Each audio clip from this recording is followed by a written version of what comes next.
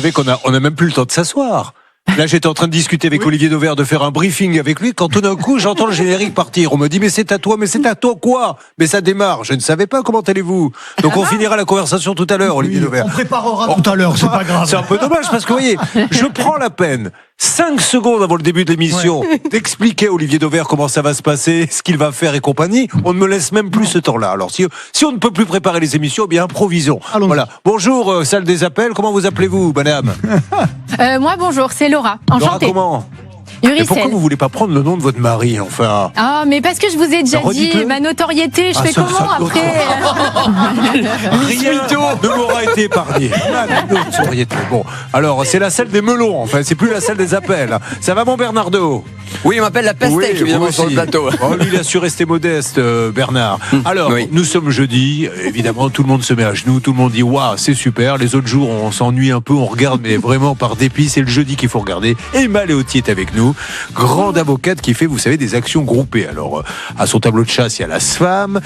Qu'est-ce que vous avez fait, Mister Menuiserie, les Alors, prépas privés. alors, qu'est-ce que vous êtes aujourd'hui? Sur quel gros dossier? Alors qu'on ne fait pas dans l'émission d'ailleurs, êtes-vous? Où vous réunissez comme ça 100, 150, 200, des milliers de victimes? Là, en ce moment, très gros dossier. Je suis sur le Covid long pour les enfants qui sont malades, qui n'ont pas de suivi, pas de PAI, pas d'aide de l'État, qui sont déscolarisés. Donc ça, c'est un sujet Avec qui me tient à une cœur. preuve formelle que le Covid a créé des troubles chez ces enfants-là et et qui que sont l'État ne les aide pas. déscolarisés et voire même parfois placés, voire hospitalisés d'office. Et en fait, personne ne trouve. Il faut que cette maladie soit reconnue plus largement. Je travaille avec des professeurs. Là, je pars en Italie rencontrer un professeur et donc j'enquête quelque part avant de lancer une action judiciaire. J'ai vu votre voyage, vous allez à Venise, à l'hôtel DiCaprio 5 étoiles, spa, massage, visite du fleuve sur un... Ouais, mais c'est pour le boulot, Mais c'est pour le Julien. boulot, mais c'est normal. Bon, très bien. Olivier Dauvert est de retour. Alors, Stan, s'il vous plaît, pouvez-vous le remercier? Il vient aujourd'hui, lundi, pas de Dauvert, mardi, pas de Dauvert, mercredi, pas de Dauvert. Il nous fait l'amitié de passer, profitons-en. C'est gentil de vous déranger pour nous, en tout cas, Olivier. Ça nous fait très plaisir. Le pauvre. Prochaine, alors. Si vous saviez les milliers de kilomètres qu'il fait par an pour aller faire ses conventions. Bon, on est ravis de vous retrouver. Donc il y aura beaucoup de questions. Évidemment, le fil rouge de la matinée, ça sera lui. Apprendre à bien acheter, à ne pas se faire avoir quand on va en hyper. Bon, ma Céline, une nouvelle fois, et je dis ça, et je vous dis bravo d'ailleurs, et vous direz à nos amis de la rédaction, les journalistes, que je connais bien. Enfin, la dernière fois que je les ai vus, c'était il y a 3 ans. Mais encore une fois, une émission de dingue C'est aujourd'hui. fou, avec des dossiers qu'on n'a jamais entendus, jamais vus. Marjorie, Cyril. Et alors, il y a une petite thématique avec vous trois, c'est que en dehors, si on prend le problème lui-même, à côté, il y a une petite anecdote toujours rigolote avec un artisan qui défonce une caméra, avec vous qui avez été obligé de vendre des cartes Pokémon pour pouvoir survivre aux besoins. Cyril aussi. Cyril, il a été séquestré, lui, dans un garage. Non, mais je vous assure, c'est complètement fou. Alors, pour nous joindre, ça peut vous arriver à @rtl.fr et nous allons revenir sur le cas, je crois, c'était Franck. Franck, bonjour. Oui, bonjour Julien, bonjour toute l'équipe. Alors bonjour Franck. Franck est chef d'équipe plateforme industrielle Courrier de Lorraine et il a une location qui a d'ailleurs bien commencé puisque vous aviez donc un CDI à la plateforme Courrier, vous louez un appartement meublé à Louvigny. Versement d'un dépôt de garantie de 840 €, 6 années de location sans problème. Des années comme on les aime. La location paisible en bon père de famille. Et puis il va résilier le bail le 29 septembre 2016 avec préavis d'1 mois. Et c'est là où ça va commencer à tourner en cacahuète. C'est-à-dire que le dépôt de garantie de 840 € qu'il a versé 6 ans auparavant ne lui a jamais été restitué. Ça fait 10 ans qu'il a quitté cet appartement, donc il aimerait bien maintenant récupérer cet argent. Il a envoyé des courriers en recommandé, il a jamais eu de réponse des propriétaires, et puis donc il allait en justice. Alors, juste, la différence avec les autres cas, c'est que là, c'est pas vraiment de la mauvaise volonté. Vous savez, il y a des gens qui ne rendent pas. Mais là, il est question d'une SCI qui a fermé, Maléoty, qui a été liquidée. Donc les personnes disent non, mais la SCI n'existant plus.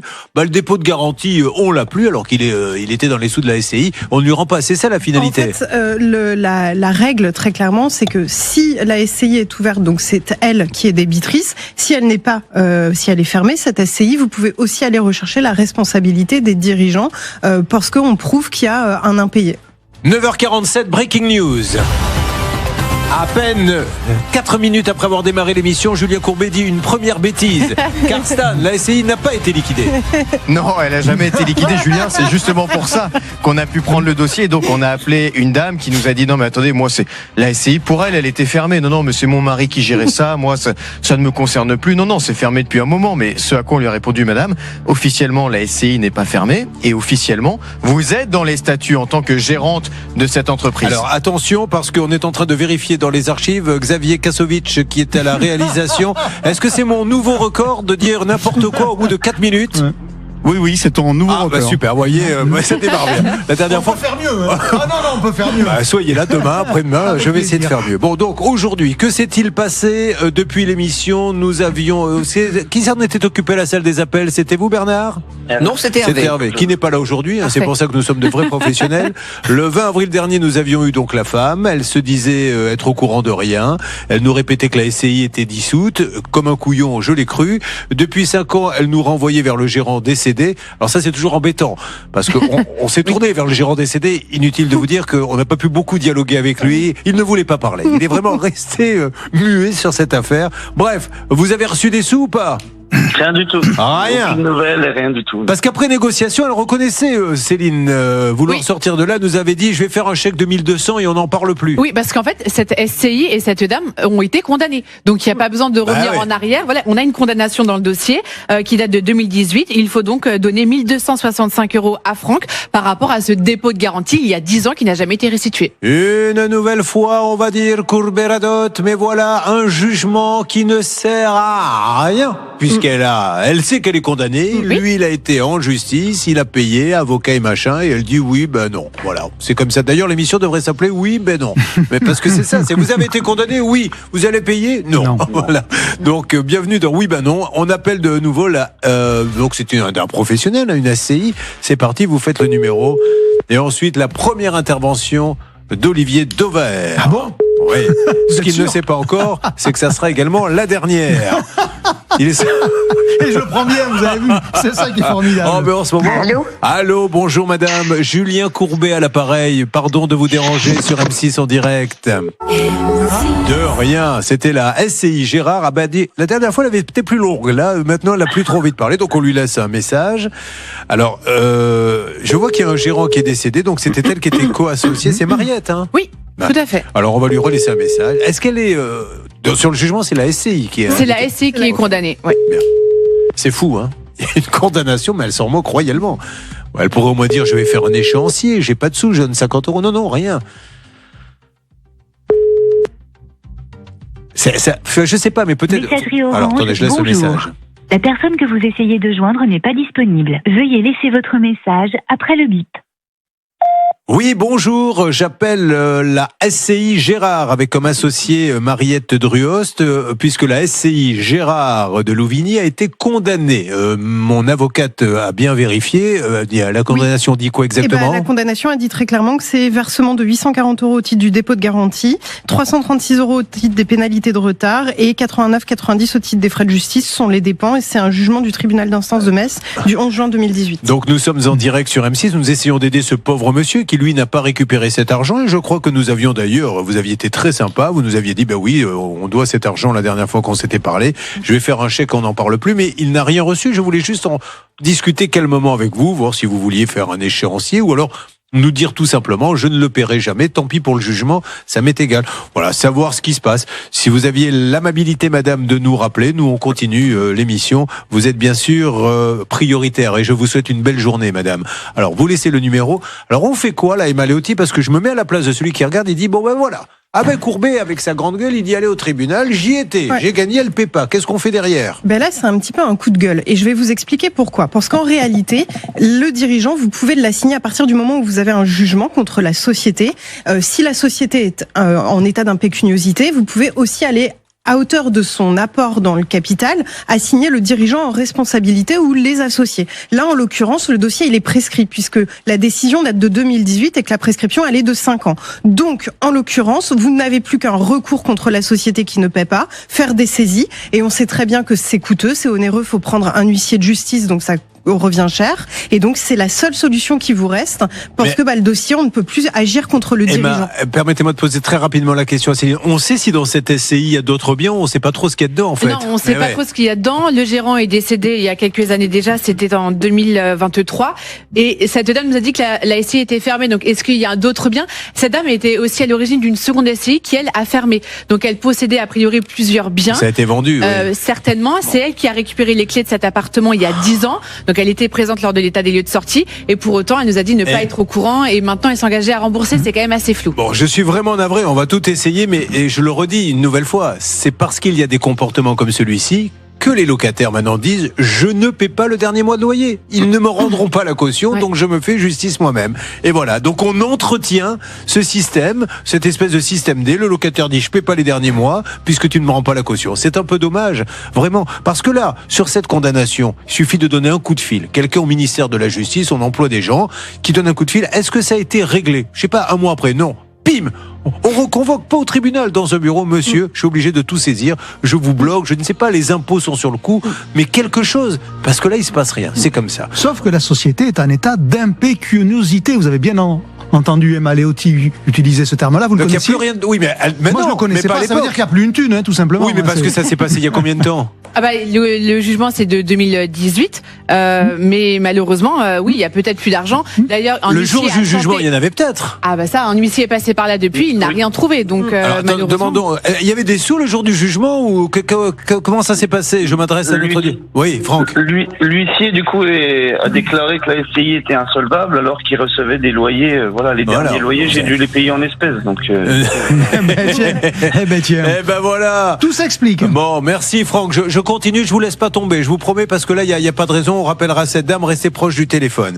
Olivier Dauvert, les photos, l'écran, remplissage, c'est notre fil rouge. Apprendre à bien acheter, remplissage des emballages. On se moque de nous. Regardez la photo, les photos qui m'ont été soumises. La première photo, c'est ça, un joli boudin aux pommes pas acheté par l'un de ceux qui nous regardent. Et puis en enlevant le petit fourreau en carton qui est au-dessus, vous allez voir, c'est la photo d'après. Et la question, est-ce qu'on se moque pas un peu de nous quand même sur le remplissage?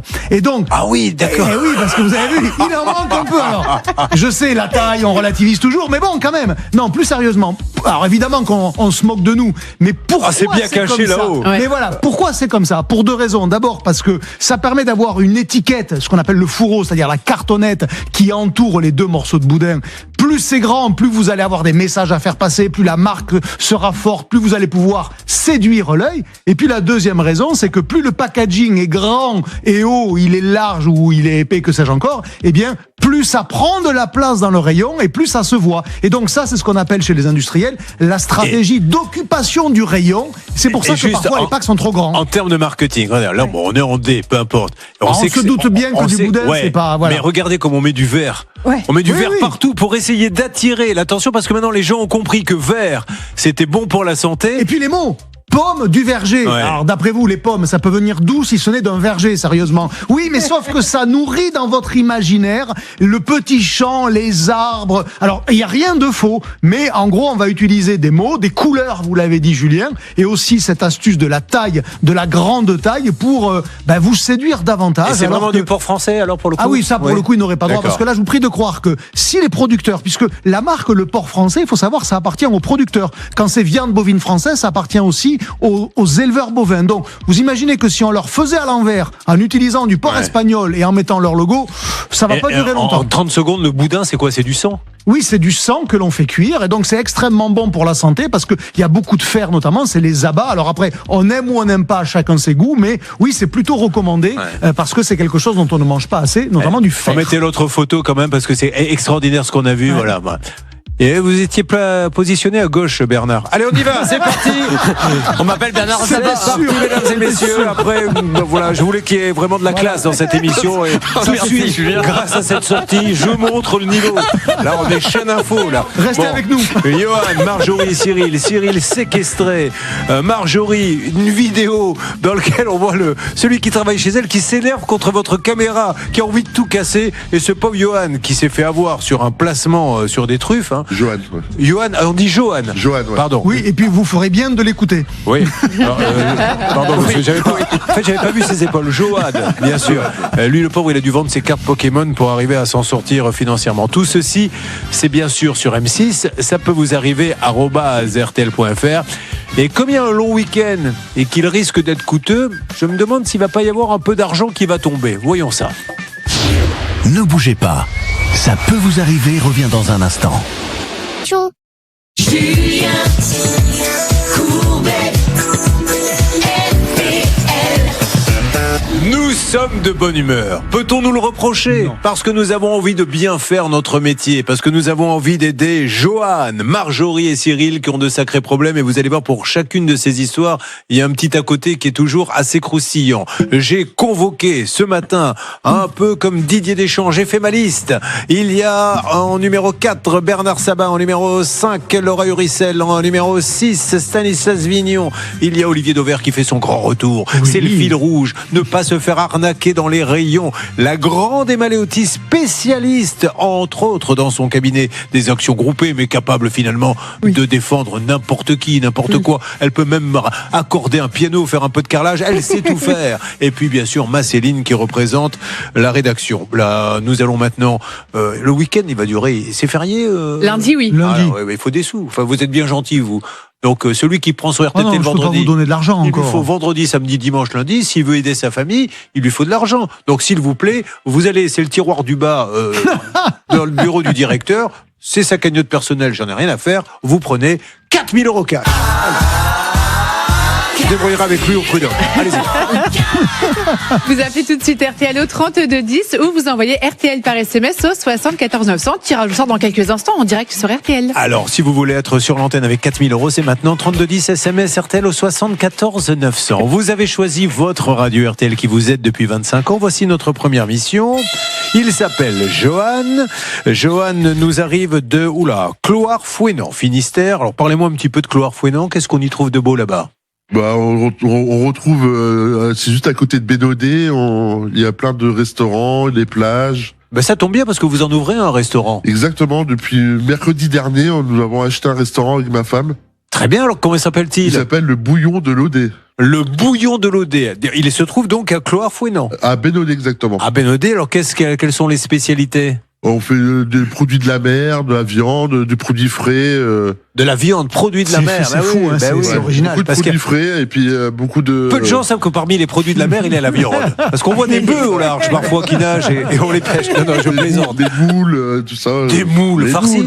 Ou on peut faire des moules farcis. Oh là là là là. Qu'est-ce qu'on attend pour être heureux et pour aller là-bas dans son restaurant. Parti. Alors le problème, c'est qu'aujourd'hui, il a besoin de cet argent pour ce restaurant parce qu'il a perdu dans un investissement et c'est une grande première, me semble-t-il, dans l'émission. Vous êtes passionné donc de cuisine et vous découvrez sur Internet une opportunité d'investissement dans les truffes noires de Dordogne. Vous en aviez entendu parler, vous, de ce genre d'investissement ? Non, mais par contre, je sais la valeur que ça a et donc le fait que ça fasse rêver des gens, parce qu'effectivement, on est sur l'un des produits qui est le plus cher au kilo parmi tous les produits qui se mangent. Je pense qu'il y a le safran qui est au-dessus et c'est tout. Voilà. Mais alors, par exemple, je trouve une truffe, je peux en tirer combien ? Ah, une truffe, vous pouvez l'avoir à plus de 1 000 € le kilo sans aucun problème. Fou, sans aucun problème. Alors après, il y a la taille, il y a des petites, des grosses, mais il n'empêche que... Les catégories, ouais. Voilà, on parle de milliers d'euros potentiels. Quel était le deal avec ce monsieur, grosso modo ? C'est donnez-moi des sous, ça me permet de chercher des truffes. Si j'en trouve, vous avez un gros pourcentage. On avait des rentes, en fait, à l'année. Ça veut dire que j'ai acheté 50 arbres à truffes. D'accord. Pour 6 000 €. Je les ai achetés en 10 fois. Sur 10 mois. Donc, vous donnez 6 000 €. Lui, il vous dit, il y a 10 arbres à truffes, et du coup, il vous envoie combien tous les ans ? 50 arbres à truffes. 50 ? Combien il vous envoie tous les mois ? Tous les ans ? Tous les ans. Alors, première rente, c'était 5 €. Ah, non. Ça, c'est le fait que vous soyez pas content. Combien il aurait dû vous envoyer ? Non, là, au début, c'était Sur le contrat, il y a marqué quoi ? Il n'y a pas marqué sur le contrat, sur la rente. Alors ça va peut-être être un obstacle, parce que là, c'est un placement dans lequel on ne dit pas ce que ça va rapporter. Non, alors en réalité, quand vous regardez le contrat donc avec ce domaine, vous voyez qu'il est noté noir sur blanc que vous vous avez 50% donc de la production de truffes. Donc en fait, vous avez des truffes en réalité. Et quand vous regardez la confirmation de contrat qui a eu lieu le lendemain, là on vous dit distribution à 50% de la récolte de truffes en quantité. Voilà. J'arrive sur Céline parce que je vais essayer de comprendre maintenant à quoi correspond 5 euros. Donc il vous envoie 5,90 € la première année. Effectivement, quand on a donné 6 000, c'est un peu déceptif. On a beau aimer les truffes, on se dit, est-ce que finalement la truffe, ça ne serait pas moi? Ça fait un rendement de même pas 1%, mais de 1 millième. Exactement. Deuxième année, explosion des bénéfices, 130 €. Alors vous avez donné 6 000, la première année 5 €, deuxième 130 € et face aux mauvaises récoltes. Alors il y a les conditions météorologiques, vous décidez de ne rien récupérer, vous prolongez le contrat d'1 an en espérant que ça augmente. Malheureusement, en mars 2025, le gérant propose 2 options. Écoutez, soit on annule le contrat avec un remboursement de la mise initiale. Exactement. Donc je vous renvoie 6 000, vous n'avez rien gagné, ou en tout cas 100 €, mais on n'en parle plus. Soit vous optez, qu'est-ce qui vous c'est la deuxième possibilité? Non, il y a que ça. C'est donner de l'argent. Redonner. Redonner de l'argent pour espérer faire repartir la machine de bon pied. Parce qu'il a un système innovant. C'est ce qu'il dit. Oui. Il dit, j'ai trouvé une nouvelle façon de faire sortir les truffes, elle vous pète à la gueule. C'est-à-dire que vous marchez, vous êtes obligé de vous protéger avec le bras. Poum, poum. On a l'impression que c'est un feu d'artifice. Non mais en gros, il y en a plus et elles sont plus grosses. Bon, parce qu'en très fait, bien. c'est ça. Bon, alors vous dites, non, je vais reprendre mes 6 000. Exactement, ouais. Bon, et donc il vous a donné 0. Voilà, c'est pour ça qu'il est là. Alors quand vous l'appelez en lui disant, excusez-moi, mais on a un petit deal, vous devez me rendre les 6 000. À chaque fois, il nous dit, oui, vous inquiétez pas, on va trouver une solution, on va échelonner. Ces 6 000, vous en aviez vraiment besoin? À la base, ces 6 000, c'était pour mon apport pour mon restaurant. Et du coup, vous avez été obligé, alors il y a des passionnés, vous savez qu'il y a des vols maintenant, il y a des homejacking pour aller piquer les fameuses cartes Pokémon parce qu'elles ont de la valeur, et vous aviez une belle collection? J'avais une belle collection de cartes Pokémon, et du coup, j'ai vendu mes cartes pour avoir un apport, pour compléter mon apport. Toute la collection? Non, j'ai gardé une partie quand même. Bon. Mais alors, du coup, ça vous a permis de récupérer quand même un peu d'argent? J'ai récupéré pas mal. Vous aviez une belle collection, alors vous aviez commencé ça quand? Ça faisait presque 10 ans. Mais vous le saviez il y a 10 ans quand vous avez commencé que ça prendrait autant de valeur, ou c'était juste une passion? Ça avait déjà commencé à prendre de la valeur déjà bien moi avant. je suis sidéré. Combien ça vaut une carte haut de gamme rare? On peut avoir des cartes de 50 €, à 1 000 €, à 10 000 €. Quoi. Mais j'ai entendu quelqu'un s'était fait voler sa carte à 1 million, là je ne sais pas quoi. La carte vendue la plus chère l'a été aux enchères il y a quelques semaines de ça, on est en février, 13 millions de dollars. Une seule carte? Oui monsieur, Ouais, 13 millions de dollars. C'est un Anglais ou un Américain qui C'est aux États-Unis, effectivement. Mais vous, elle ne valait pas ça, sinon vous ne seriez pas là. Parce que si c'est le cas, on prend pas le cas. Il se peut qu'il y ait un rachat TF1, M6 et compagnie, mettez-vous sur le coup. Voilà, vous deviendrez mon patron. Vous payez comment? En carte Pokémon. Bon, combien, qu'est-ce que vous avez? Oula, on va vous donner W9 aussi alors. Bon. Non mais elle est dingue l'histoire. Bon, alors nous allons appeler, s'il vous plaît, mon Stan. Je suis certain, je vous connais. Vous avez l'air mesquin là. Vous avez préparé une stratégie. Laquelle? Je vais vous dire, on a beaucoup bossé pour ça et on a un numéro de téléphone. Je compte 1, 2, 3, 4, 10 chiffres, dis donc. Ça veut dire que si Bernard Sabat et Laura Rissel s'y mettent à 2, on devrait pouvoir lancer l'appel d'ici 2 minutes 30, Julien, sur RTL. Les concurrents font tout pour nous freiner, ils n'y arriveront pas. Nous sommes trop forts. À tout de suite sur RTL. Ça peut vous arriver à @rtl.fr pour nous joindre. En ce moment, 4 000 €, 3210 SMS RTL au 74 900. Un week-end à se faire plaisir. Bonne chance. Alors, on va faire un peu de pub à Johan, il le mérite. Voici votre resto. Alors, Johan, là, spot de pub. Vous savez que là, on vous fait un beau cadeau. Hein. C'est plus qu'une carte Pokémon, parce qu'on est sur M6, donc exactement.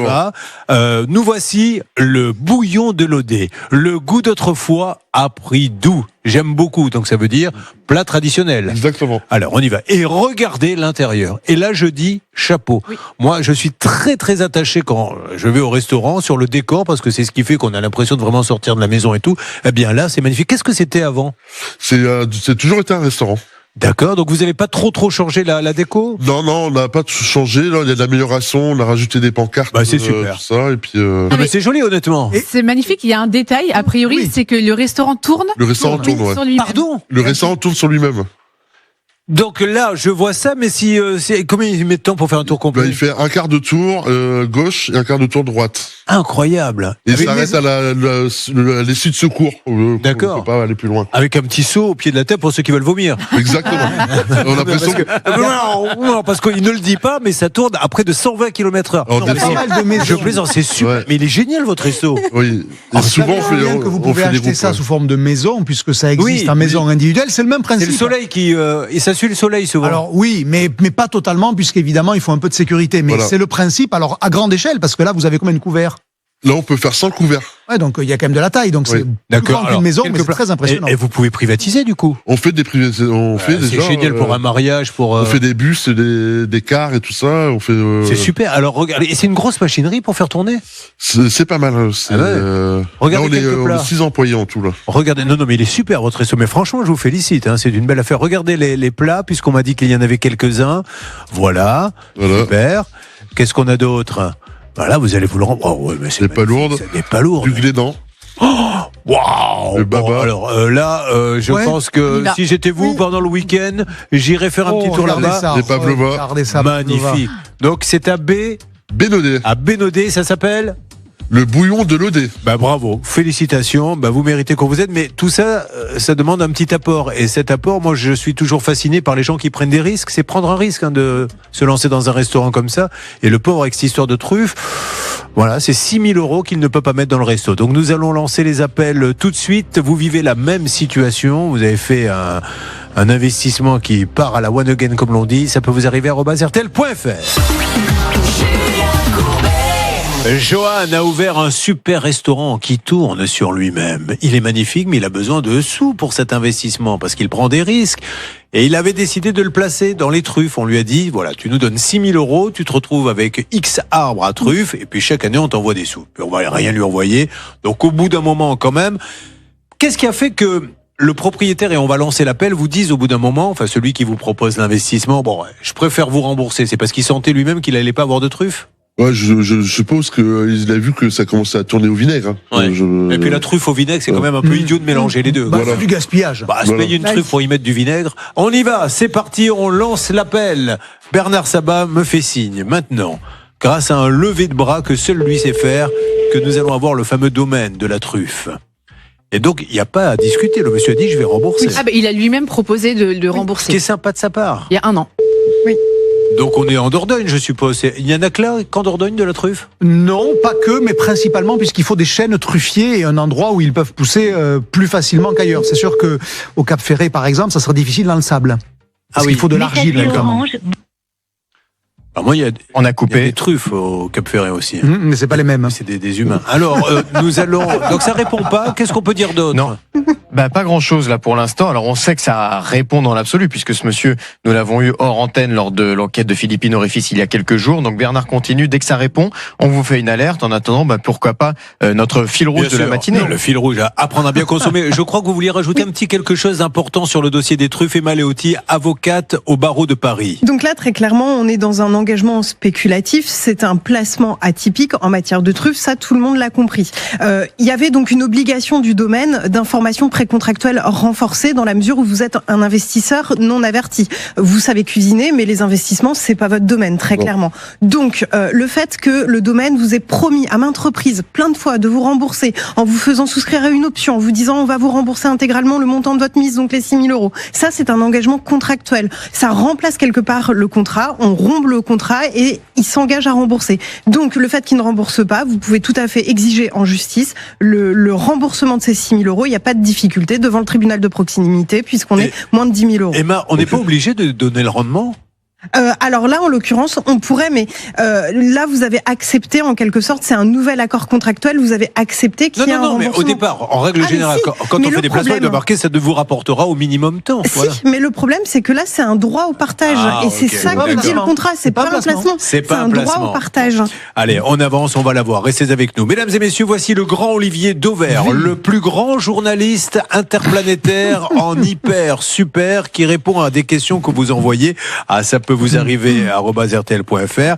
Et quelqu'un dit, on ne reçoit plus de prospectus, parce que il faut quand même rappeler qu'il y avait aussi une vertu sociale. Moi, je sais que des personnes âgées aimaient bien regarder les prospectus, comparer tout ça, et il n'y a plus. Alors que se passe-t-il ? Alors effectivement, on reçoit de moins en moins les prospectus. Vous avez Leclerc qui a arrêté, Carrefour qui a arrêté. On vient d'apprendre qu'Auchan a arrêté aussi de distribuer les prospectus. Alors attention, pour deux raisons. D'abord parce que ça leur coûtait très cher, et de plus en plus cher parce que le papier a augmenté. Donc oui, il y a une raison écologique pour moins gaspiller, mais il y a aussi, il faut savoir le dire, une raison économique. Alors c'est pour ça qu'on le reçoit de moins en moins. La deuxième raison, c'est que vous avez en parallèle des nouvelles façons de communiquer vers le client. Tous ces fameux nouveaux outils que l'on a tous dans la poche, ou presque, le smartphone, des ordinateurs, ça permet aux enseignes de nous contacter, et parfois même de le faire beaucoup plus finement, parce qu'on vous connaît. On sait, on peut savoir, grâce à toutes les informations qu'on recueille sur vous, que vous avez un chien. Alors on vous enverra des promotions pour de la nourriture pour chien, et pas de la nourriture pour chat. Alors que le prospectus, il avait ce défaut-là. Il envoie de tout à tout le monde, donc il y avait une forme de déperdition. Mais c'est vrai, vous l'avez dit Julien, qu'il avait une mission quasiment sociale. Pour beaucoup de gens, le prospectus était la seule chose que l'on recevait dans sa boîte aux lettres. Et la boîte aux lettres, dans la symbolique des choses, c'est quoi ? C'est ce qui nous relie au monde, ce qui nous relie aux autres. Alors je fais pas de la sociologie de comptoir, c'est une réalité. Mais pour certains, ça représentait un manque. Ma génération, quand on était petit, on attendait les catalogues à Noël. Oui. Le petit catalogue de Carrefour, avec les jouets, etc. On le lisait, on partageait. Alors c'est pour ça qu'il y a quelques exceptions encore. Il y a des enseignes qui continuent à diffuser uniquement la foire au vin, le catalogue de jouets. Mais le catalogue tout venant de la semaine dans lequel vous avez la rouelle de porc à 3 €, celui-là, malheureusement, il est en train de disparaître. J'en profite pour dire que Olivier Dauvert sera à mes côtés dans le retour de l'émission À quel prix ? C'est jeudi 28 mai. C'est l'émission qui teste les petits prix. Qu'est-ce que ça vaut ? Est-ce que c'est solide ? Est-ce que c'est fiable ? Est-ce que nous testons dans tous les domaines ?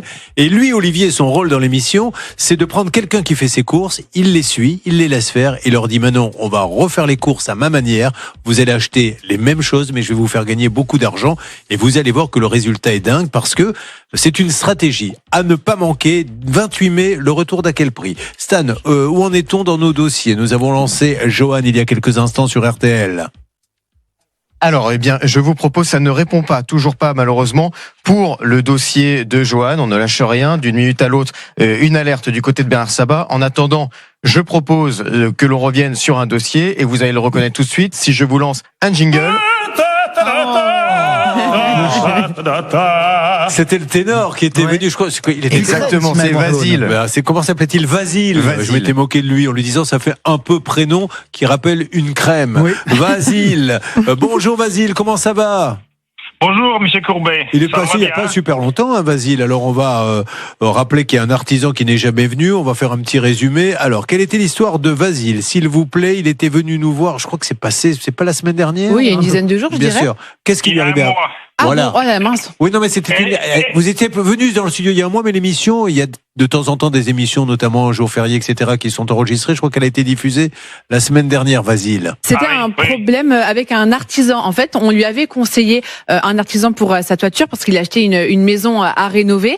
Et le souci, c'est qu'il a donné plus de 5 700 € à l'artisan qui n'est jamais venu. Le devis date de mars 2025, pardon. Et ce monsieur, malgré des engagements à rembourser ou à venir sur le chantier, n'avait fait ni l'un ni l'autre. Donc ça veut dire ça fait combien de temps qu'il n'est pas venu sur le chantier ? Ça fait plus d'1 an là, ça y est. Donc on avait eu la compagne, elle nous dit mais je connais la loi. Et on lui a dit mais tant mieux pour vous madame, c'est pas un quiz, j'appelle pas les gens au hasard pour savoir s'ils connaissent la loi ou pas. Je vous dis juste qu'il vous a payé pour faire des travaux, vous n'êtes pas venu. Elle me dit mais c'est dû à la météo, ce qui voudrait dire que pendant 6-7 mois, ils n'ont jamais travaillé. Et puis la météo, on la connaît. On a Louis Baudin, nous par exemple sur RTL, qui nous la donne tous les matins. Il n'y a pas des intempéries tous les jours. Dieu merci, les artisans peuvent travailler. Finalement, on a vu le mari qui a dit bon, allez, je vais rembourser. Je ne sais pas qui s'en était occupé, mais il avait dit par SMS, je vais rembourser. Et Vasile, est-ce que vous avez été remboursé ? Toujours rien. Toujours rien. Alors il sait, je ne sais pas comment on peut analyser ce genre de dossier. Si maintenant les artisans prennent des sous, ne viennent pas et disent oui, mais il y a la météo, je connais la loi. Où va-t-on, Maître Léoty ? Où va-t-on ? Là, clairement, l'artisan engage sa responsabilité. Il doit rembourser cet acompte. Vous avez deux choix, très clairement, Vasile. Soit aller devant le tribunal judiciaire pour obtenir le remboursement si l'amiable ne fonctionne pas, voire même potentiellement déposer une plainte parce que il y a des manœuvres éventuellement si elles sont caractérisées. Voilà, on en a un peu marre des artisans qui prennent des acomptes. Et ça, je le rappelle pour tous nos auditeurs, ne payez jamais plus que 20% et regardez sur vos devis, les premiers postes doivent correspondre au premier versement. Donc si c'est de la démolition ou de l'achat de fourniture, il faut qu'il y ait des justificatifs et donc ne versez pas plus. Joyeux Noël à tous, car au début de son explication, je vous le rappelle, nous étions au mois de mai et là, nous sommes déjà le 21 décembre, au moment où Emma termine son explication. Je plaisante, Emma. C'était utile. Mais bien sûr que c'est utile, mais c'est toujours utile. Mais moi, je suis un idiot, alors que vous, les gens disent, mais pourquoi il fait ces blagues, Julien Courbet? On a besoin d'avoir des explications. Vasile, on rappelle une nouvelle fois, c'est parti. Ah, tiens, le président d'RTL sort de la salle de bain, visiblement, il a fait sa petite affaire avec... Ah, attention, ça va sonner. Bah ouais. Ça s'est donc bien passé. Quelle santé, quelle santé. On va bien savoir avec qui il était. Alors, ça sonne ou pas? Déjà, ça sonne. Stanislas Vignon, je rappelle que j'ai une paire d'oreillettes pour me permettre de communiquer avec lui puisque nous sommes séparés par une paroi. Et il m'a dit, attends. Mais il ne dit pas plus. J'attends quoi? Le train, le bus, le tram? Que ça sonne. On avait lancé l'appel, mais comme il y a eu le petit jingle, je vais on vous l'a dire repoussé. une chose. Je vais vous la lancer, l'appel. Mais ça sera une vraie. Ça sera pas téléphonique. Voilà comment ça va se finir. Ça y est, Bernard vient de comprendre. Allô, bonjour. Vous êtes sur Xavier. la messagerie de l'entreprise Emaxav. Nous vous remercions de bien vouloir nous c'est laisser une un thématique message médicament. ainsi que vos coordonnées. Nous vous recontacterons dès que possible. Vous aviez dit pareil. Allô? Oui, bonjour, j'appelle l'entreprise Emaxav, monsieur Guinepin à Golbet, Julien Courbet. Donc je rappelle que Vasile a fait faire des travaux. Il vous a donné un acompte de 5 781 € sur un devis de 9 000 pour réaliser des travaux de toiture. Et jusqu'à preuve du contraire, Vasile, est-ce qu'il y a eu des travaux de fait? Non. Voilà, donc on se demande qu'est-ce qui se passe et surtout pourquoi vous ne rendez pas l'argent, parce que là il est en train de se dire je me fais arnaquer par Emaxav et je lui dis attendez, qui parle d'arnaque? Peut-être qu'ils ont eu un souci, mais comme ça fait 1 an, là c'est plus qu'un souci. Donc si Emaxav pouvait nous rappeler pour nous dire ce qui se passe, parce que si vous ne pouvez pas faire les travaux, bah vous lui rendez les sous, ou alors vous venez les faire très vite. Je ne comprends pas ce qui se passe. Merci beaucoup monsieur Guinepin à Golbet, vous êtes quelqu'un de sérieux, j'en suis sûr, mais vous le serez encore plus si vous nous donnez une réponse. Et si vous ne voulez pas me la donner à moi, ce que je comprends, donnez-la à votre client, qui a un petit trou de trésorerie quand même, je vous le rappelle, de 5 781 €. Merci beaucoup. Donc vous reprenez l'appel. Oui, non, je disais une thématique médicament parce que c'est quand même rare d'avoir un auditeur qui s'appelle Vasile et d'appeler Emaxav. On a l'impression, ben voilà, la vie est ainsi faite. Il y a toujours, j'arrive Stan, 2 secondes, je veux juste rappeler qu'il faut faire vite, là, 4 000 €. Ah, mais maintenant je vais vous dire, à chaque fois qu'il me parlera, je vais vous le dire, je veux que vous sachiez RTL, ce que je vis moi pendant 2 heures. 4 000 €, 3210 ou SMS, ou SMS, qu'est-ce que c'est déjà? C'est RTL, Demandez à SMS Stan. au 74 900. Oh là là, allez-y Stan. Juste pour vous dire que nous sommes en antenne, quand je dis nous, c'est Bernard Sabat, en ligne avec la compagne de cet artisan qui nous avait parlé la dernière fois. On est en train de lui demander si elle peut nous aider à joindre son mari. En attendant, une petite alerte lièvre avec notre Céline Collonge. C'est parti. Alerte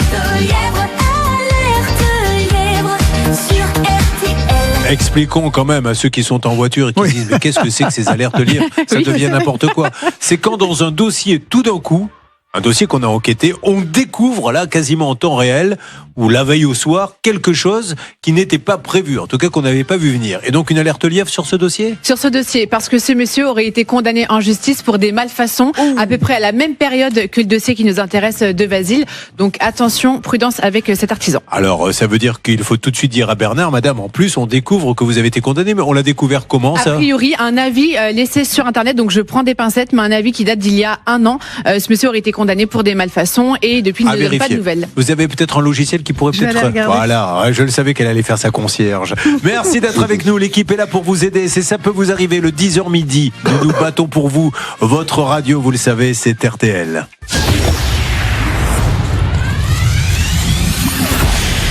Rémichon. Julien Courbet. Et c'est parti pour une deuxième demi-heure. Ça peut vous arriver, vous écoutez le seul et l'unique 10h midi d'RTL. 10h midi, j'écoute RTL. Pendant que vous gagnez 4 000 €, 3210 SMS 74 900, vous allez être sur l'antenne dans quelques instants. Il est grand temps d'attaquer une nouvelle mission. Voici, mesdames et messieurs, Marjorie. Marjorie, qui est éducatrice pour des enfants en hôpital. Alors, ça consiste en quoi exactement ? Du coup, en fait, je fais en sorte que leur quotidien soit meilleur. Le plus agréable possible. Oui, ça va être ça. C'est-à-dire que comme ils sont souvent alités, etc., c'est des enfants qui ont des grosses pathologies ? Ça peut être des cancers du cerveau, comme des opérations des amygdales. Donc, qu'est-ce que vous les faites ? À la fois jouer, apprendre ? Alors, ça peut être des jeux, et on fait aussi intervenir beaucoup d'animateurs ou d'animations avec des clowns, de la musique, des fêtes foraines, etc. C'est super. Il y a beaucoup d'associations qui font ça. Hein. Oui. Et Public, qui viennent avec un petit cadeau, et puis quand des fois ils voient des stars, un joueur de foot, des trucs comme ça, c'est magnifique. Eh ben bravo. Moi, je vous avez toute mon admiration, Marjorie. Vous êtes à Saint-Antoine du Rocher. Oui. Dites-moi un petit mot, parce que vous savez, nous, au fur et à mesure, on prend des notes, parce qu'on ne sait pas où aller passer nos week-ends. Saint-Antoine du Rocher. C'est à côté de Tours, un tout petit village, spécialité, le Sainte-Maure de Touraine et les Rillettes de Tours. C'est vers chez vous, ça, ou pas, Stan ? Vous n'êtes pas de Tours, vous ? Ah non, c'est là. Alors, absolument. Je suis de beaucoup d'endroits, mais de Tours, vraiment pas. Papa. Il est en Vendée, c'est pas tout à fait à côté. Oh, vu d'ici. Franchement. Bon, enfin, sur une carte de l'Europe, je vous l'accorde, c'est pas très loin. Moi, j'ai regardé sur la map monde, c'était au même endroit. Hein. Allez, on y va. Voici votre histoire. Vous cherchez un maçon. Près de Tours, en Vendée donc, pour des travaux de terrassement et la construction d'un mur de soutènement dans votre jardin. Oui. Et vous allez sur un site, le site Allo Voisin, et vous repérez un artisan avec de bons avis qui met une annonce. Bon, alors encore une fois, moi j'ai rien contre les plateformes, mais il sera intéressant, quand on aura terminé cette histoire, d'aller sur le site pour voir s'ils nous disent « nous vérifions le professionnalisme de nos artisans », etc. Parce que c'est comme ça qu'on se décide à y aller. Début juin, vous acceptez le devis de 24 945 € et le chantier doit commencer. Eh bien, l'artisan va disparaître et ne répond plus. Il a fait quoi exactement avant de disparaître ? Alors, il est venu commencer à couler la terrasse et à commencer un mur de soutènement. D'accord, c'est tout. Voilà, après on l'a appelé, puis une nouvelle. D'accord. Ponctuellement, il répondait, il revenait sur le chantier, etc. Et on a bien vu, donc on a commencé à verser un deuxième acompte, et on a vu en fait que la terrasse avait des malfaçons. Donc on a fait venir un expert qui a confirmé en fait que tout ce qu'il avait fait sur le chantier était bon à reprendre. Donc mur de soutènement, soubassement, grillage et terrasse. Bien. Deuxième question que je voulais vous poser. A-t-il une assurance ? Vous l'aviez demandé ? On l'a demandé pendant 1 an. On lui a envoyé un recommandé qui n'a jamais été cherché. Voilà. Non mais là pour les plateformes, Stan, je suis désolé, mais on est obligé quand même de le dire, que les plateformes disent souvent, nous vérifions le professionnalisme des meilleurs artisans. Voilà un qui abandonne le chantier, qui fait des malfaçons, à qui on demande l'assurance et qui ne la donne pas. Donc j'aimerais savoir, moi, un jour, que quelqu'un me dise quelles sont les vérifications que vous faites. Et pas forcément cette plateforme, toutes. J'aimerais qu'un jour, il y ait un patron qui vienne et me dise, voilà, quand quelqu'un dit, je veux m'inscrire sur votre plateforme, je lui demande s'il a un diplôme de toiture, s'il a une assurance, etc. Parce qu'au bout du compte, il n'y a jamais rien. C'est ça qui est fou, quoi. Bon, alors aujourd'hui, où en est-on, s'il vous plaît, Céline ? On se retrouve avec une terrasse qui n'existe pas. Marjorie et son conjoint Kevin ont 2 enfants, d'ailleurs en très bas âge, qui peuvent pas du tout profiter de ce jardin. Ce monsieur, cet artisan, se serait engagé oralement à rembourser 7 500 €. Et c'est là l'objet de l'émission ce matin, c'est que sur les 20 000 € versés par le couple, il faut bien récupérer de l'argent parce que le travail a été mal effectué. On le sait grâce à une expertise du mois de mars 2025. Mauvaise utilisation des éléments, le béton qui a été mal posé, absence de ferraillage, il y a des problèmes sur la pente. Donc en gros, la terrasse en l'état ne peut pas du tout être acceptable. Et une question que l'on va poser à ce monsieur, quelle est sa formation ? Parce que franchement, à un moment donné, on pourrait quand même se dire que quelqu'un qui fait du carrelage, ben il a un CAP de carreleur, c'est tout. On ne demande pas d'être ingénieur, au moins qu'il ait une formation. Mais souvent, on s'aperçoit que je fais un petit peu de tout. Quand vous voyez passer la camionnette, carrelage, toiture, jardin, ils n'ont pas pu apprendre tout ça.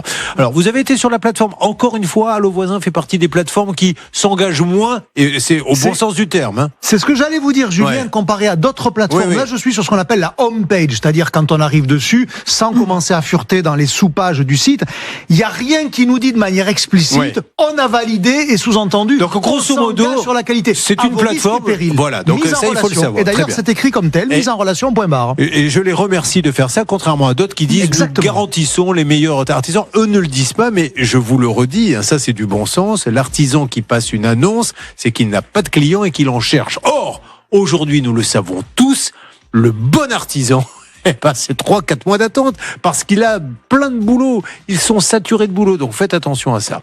Lançons les appels, mais donnons la parole.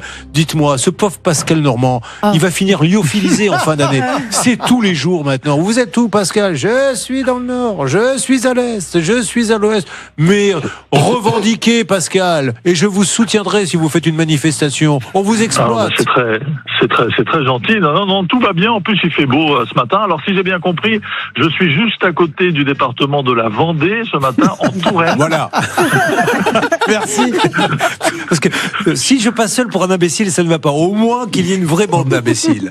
Allez-y. Alors, tout à fait. Je fais partie de la bande. Alors, je suis au nord, plus sérieusement, au nord de Tours, dans un super petit village, à une quinzaine de kilomètres de Tours, et je suis donc devant la maison de cet artisan qui serait a priori également le siège de son entreprise. C'est une superbe maison neuve, très très bien rénovée. A priori, il y a une voiture, alors c'est sécurisé, mais il y a une voiture sur le parking pour le moment. Mais est-ce que ça serait idiot que sur son devis ou sur les factures, les artisans mettent leur formation, comme les médecins disent, en général, fait telle fac, etc. Pourquoi un carreleur ne mettrait pas machin carreleur diplômé d'un CAP de carrelage à telle école? Vous voyez, on se dirait, bon, mais il a quand même appris un petit peu le métier, Effectivement, il a un peu appris le métier, mais surtout, ce qu'il faut bien préciser, c'est que là, il n'a pas non plus mis le fait qu'il avait une assurance décennale. Ça, je tiens quand même à rappeler que l'emprisonnement, c'est jusqu'à 6 mois d'emprisonnement, 75 000 € d'amende lorsque c'est pas noté. Et donc, ça est une bonne piqûre de rappel. Ça, c'est la théorie, c'est le fameux jusqu'à qui me, parce que c'est toujours, on entend toujours, il risque jusqu'à 3 ans de prison dans tous les journaux, dans Arnaque, moi-même, et puis au bout du compte, il n'y va pas en prison. On y va, mais d'ailleurs, on va pas en prison pour ça. C'est parti, Pascal. C'est à vous, c'est à l'inspecteur Gadget que je m'adresse. À vous de nous trouver un interlocuteur. Alors, je vais essayer. Alors, je pensais que vous alliez appeler en priorité. C'est pas trop grave. Je m'étais mis à une 50aine de mètres, mais j'ai la bonne condition physique actuellement, donc ça devrait pas prendre trop de temps. Je me rapproche de cette belle maison avec une magnifique berline. Ah, il doit y avoir quelqu'un parce que le portail est ouvert. Je vais peut-être sonner tout de suite. Bonjour, il y a quelqu'un? Est-ce que quelqu'un vous répond? Alors pour l'instant personne. Si jamais ça ne répond pas, il y a un chantier qui est juste à côté là. Il y a plusieurs maisons en construction. Pourquoi avez-vous cru qu'il y avait quelqu'un en fait? Vous avez vu une ombre passer? Qu'est-ce qui s'est passé? Non, c'est que le portail est ouvert. Alors le portail, je me trouve face à un portail qui est fermé, mais le garage, la porte du garage est ouverte. Bon, donc pour l'instant personne. On appelle en parallèle. Essayez de voir avec le chantier à côté et nous lançons l'appel immédiatement à cet artisan. Sous quelle forme travaille-t-il cet artisan? Il est auto-entrepreneur. D'accord. Là aussi. Allô? Ah pardon. On ouvrira une petite parenthèse. Auto-entrepreneur génial pour faire par exemple des travaux de jardin, ramasser des feuilles, des choses comme ça. Auto-entrepreneur qui se lance dans des terrasses et compagnie. Je dis allô?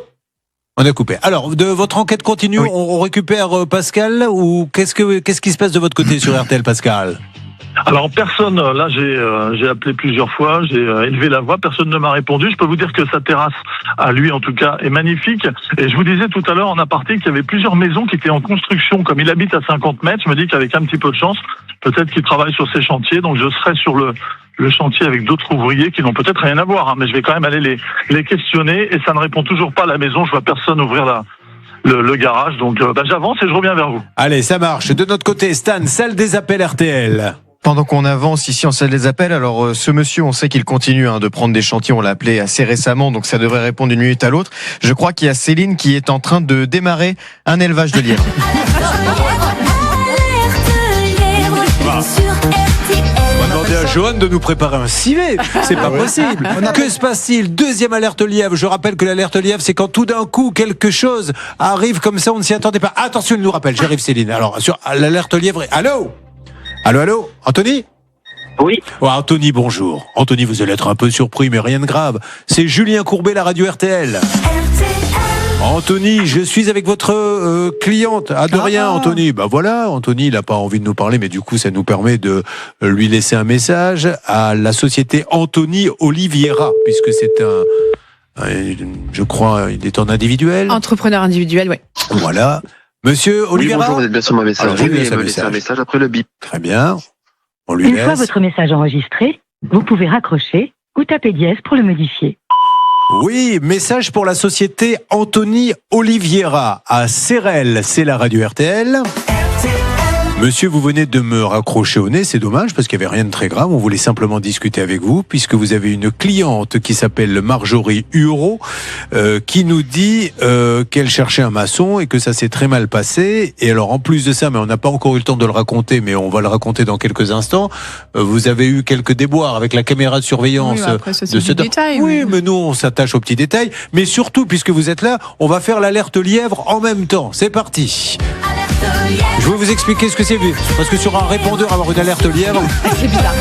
un petit détail supplémentaire, monsieur, concernant ce dossier, monsieur Oliveira, de la société Oliveira. Marjorie a signé le devis en juin 2023 et en septembre 2025, monsieur, vous auriez fermé votre entreprise pour ouvrir dans le même temps, à la même adresse, dans le même secteur, donc maçonnerie, gros œuvres, avec le même numéro de téléphone, une autre entreprise qui s'appelle quasiment pareil. Imaginez, je suis CC Couverture et je ferme pour ouvrir Couverture Mais c'est CC. quoi la nouvelle C'est la même société. Anthony Oliveira ? Non, elle s'appelle OMT et avant c'était MTO. Ah oui, d'accord, effectivement. Voilà. Même numéro de téléphone, même adresse. Donc, est-ce qu'il y avait des problèmes sur la première société MTO pour ouvrir une seconde dans la foulée ? Voilà, c'est une question qu'on aurait dû vous poser. C'est pour ça, monsieur Oliveira, appelez-nous en antenne, expliquez-nous, il y a pas de mal à voir, et puis réglez surtout le problème de Marjorie, et on en parlera. Merci beaucoup, on vous laisse un numéro. Donc, OMT ou MTO, se croirait dans les années 80 avec DISCO, comment s'appelait-il, Otawan. Bon, vous laissez un numéro, c'est parti. Alors, est-ce que j'ai le temps pour la petite anecdote quand même, en 2 mots, à envoyer mes auditeurs d'RTL sur le Facebook, la page Ça peut vous arriver, vous avez mis une petite vidéo, Stan ? Bien sûr, oui, une petite vidéo, parce qu'effectivement, ce monsieur, en plus, lorsqu'il venait sur le chantier, il était assez mécontent de la caméra de vidéosurveillance. Alors, je ne sais pas, est-ce qu'il n'aimait pas que on puisse voir son travail en temps réel, mais vous verrez sur la page Facebook que régulièrement, il insulte cette caméra et que même, bon, il lui tape dessus avec un bâton. Donc je ne sais pas si elle fonctionne encore, votre caméra Marjorie, mais elle a pris un petit peu cher, comme on dit dans le jargon. On y revient dans quelques instants, vous restez avec nous, je vais vous donner la parole, Emma. Ça peut vous arriver. Alors là, ça va arriver, le gagnant à 4 000 €, 3210 ou par SMS RTL au 74 900. Vous êtes sur l'antenne dans quelques instants avec beaucoup de sous. La vidéo. Donc l'artisan est chez vous et vous avez une petite caméra de surveillance qui filme le jardin. Alors on regarde et je la découvre en même temps que vous. Ça tombe bien, c'est Cannes en ce moment. Ben voilà. Caméra de fils de pute là, va tomber par terre ta caméra là. Il me casse les couilles. Il parle à la caméra. Ah, d'accord. Et là, qu'est-ce qu'on voit ? Je sais pas pourquoi il filme. Vas-y, ferme ta caméra là. Putain, je vais la péter en deux la caméra là. Il va rien comprendre avec la caméra. Parce qu'il croit que la caméra parle. Enfin, que... Donc on n'a plus le droit d'avoir de caméra chez soi dans son jardin pour surveiller. D'accord. Bon, on n'est pas des gamins là. Quoi ces gens là ? Ah oui, il croit que vous le surveillez en fait pendant les travaux. Pas du tout, c'est la caméra de surveillance du jardin. J'en ai chez moi, tout le monde en a. Tout le monde a une petite caméra. Ah mais c'est pas mal ça. Remettez-moi le début. Encore une fois, c'était... m'a semblé. Non, il y a du scénario. Hein. Ah oui, oui. Je sais pas pourquoi il filme. Vas-y, ferme ta caméra là. Putain, je vais la péter en deux la caméra là. Il va rien comprendre avec la caméra. Coupe ta caméra quand on travaille chez toi là. Coupe ta caméra quand on travaille chez toi. Mais il vous en a parlé au moins. On n'est pas des gamins. C'est ça, parce qu'à la rigueur, il pourrait dire, et pourquoi pas, ça je pourrais l'entendre madame, oui. Quand je travaille, ça me perturbe un peu d'avoir cette caméra, pourrez-vous la couper? Mais rien du tout, et il s'adresse à la caméra. Non mais attendez, là, ça sur les vidéos. Ah ça c'est magnifique ça. Donc écoutez, voilà autre chose que l'on pourra dire à ce monsieur si jamais il nous rappelle. OMT, MTO à Sérel. D'ailleurs, j'invite tous ceux qui nous regardent, peut-être que va-t-on avoir quelques petits commentaires. Verra-t-on sur le ça peut vous arriver @rtl.fr. Exactement. Eh bien, écoutez, ce monsieur en tout cas ne répond toujours pas. Donc ce que je vous propose, c'est qu'on avance avec notre fil rouge Olivier Dauvert et puis on tentera de le rappeler un petit peu plus tard. Eh ben allez, on va enchaîner.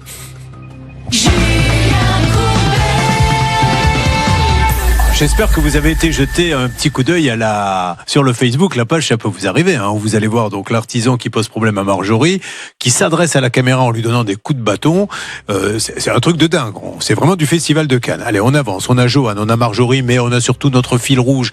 Chaque jour, un fil rouge pour apprendre à consommer, pour apprendre à ne plus se faire avoir. Et nous avons le plus grand spécialiste français de la grande distribution, à qui quelqu'un a posé la question suivante. J'ai découvert le Prosecco. Prosecco, vous savez, c'est le vin effervescent italien qui est très à la mode en ce moment. Et je suis surprise des écarts de prix en rayon pour les différentes bouteilles. Oui, parce qu'on a le sentiment, il y a le Prosecco et que c'est devenu un nom générique et que en réalité, il n'y a qu'un type de Prosecco. Ben non, le Prosecco, c'est comme le champagne. Quand vous êtes devant un rayon champagne, vous avez des bouteilles qui valent, pour les moins chers, 13-14 €.